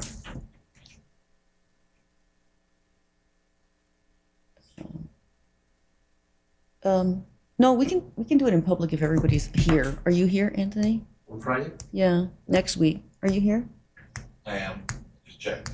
Okay, so if you can You just gather sound everyone's, so if you can just sad. gather everyone's schedule and we'll find a time and we'll put out. But we could do it by Zoom. We don't necessarily have to do it in person. Yeah. If that makes it easier for you. Is 9 o'clock okay for everybody? Yeah. Can we do 9 o'clock? On Friday? Yeah, I mean, there's only 5 of us on the committee, right? You can do it over lunch. 2, 3, 4, 4 of us on the committee.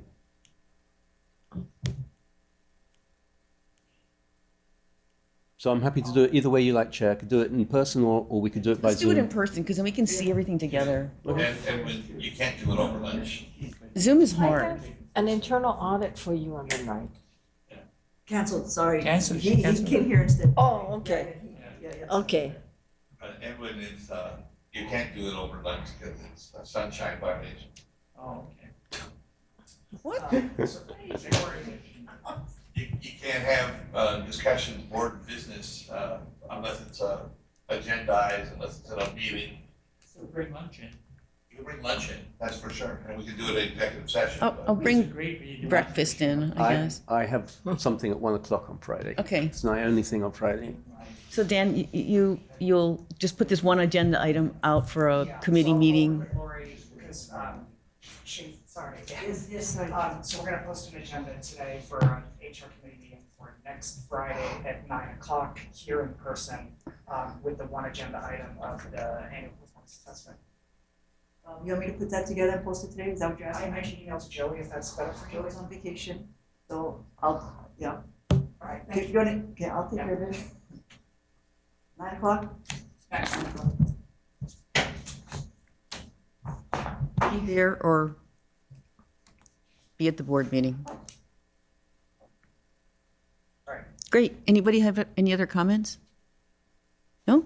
Oh, wait a minute, I do have one. Okay, go ahead, Technically, when do you think you're gonna get your response? And I don't know if that affects anything, because I guess the question becomes, if you could ask OIP this, are what we gave considered like, almost like working papers?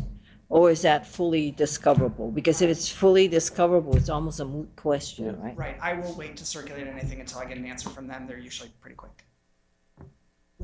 Oh, we don't know that answer. Is that what you're saying? We don't know whether the scores are discoverable or not? So we have an opinion as to what is and is Okay. not, but I We're was gonna going to get a confirm with formal OIP to try to make sure everyone feels comfortable with I what's would being argue processed. that they're working papers used to make a decision. The final scoring is stuff discoverable. Right. Well, it wouldn't need to be discoverable. We'll disclose it at the board meeting. But that's not what you were told, right? That's not what Laurie was told. That's the problem. What Laurie was told, and which resulted in everything being disclosed, and then, But everything wasn't disclosed last No, year. just your final report to me. Right, just the final report. All the other working stuff was never disclosed. Yeah, that's right, because they came to me. And you disclosed it. Right, but if they come to the board, that I don't know what's disclosable. What they gave to me, this is all I had. that's from all the she board. had. That's all I had. Right. But we have, But you had working documents, so if they come to you, I don't know the answer to that. That's fair. So our practice has been with OIP is that if it was used to make the decision, it's not discoverable. The final decision is discoverable.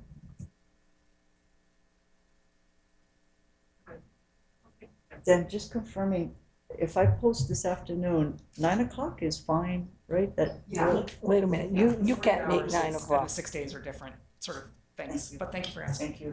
But you can't make 9 o'clock, right? Yeah, I can. I can't make 1 o'clock. I'll be fine. I'm fine White Friday at 9. Yeah. 9, okay. Oh, I thought you said you couldn't make. No, I was just saying the only time I can't make is 1 when we Oh, were talking I about see. the lunchtime meeting. Oh, I see. I misheard you. Anything else? No? Okay, great. I'm gonna close the HR committee at 12:15. Thank you.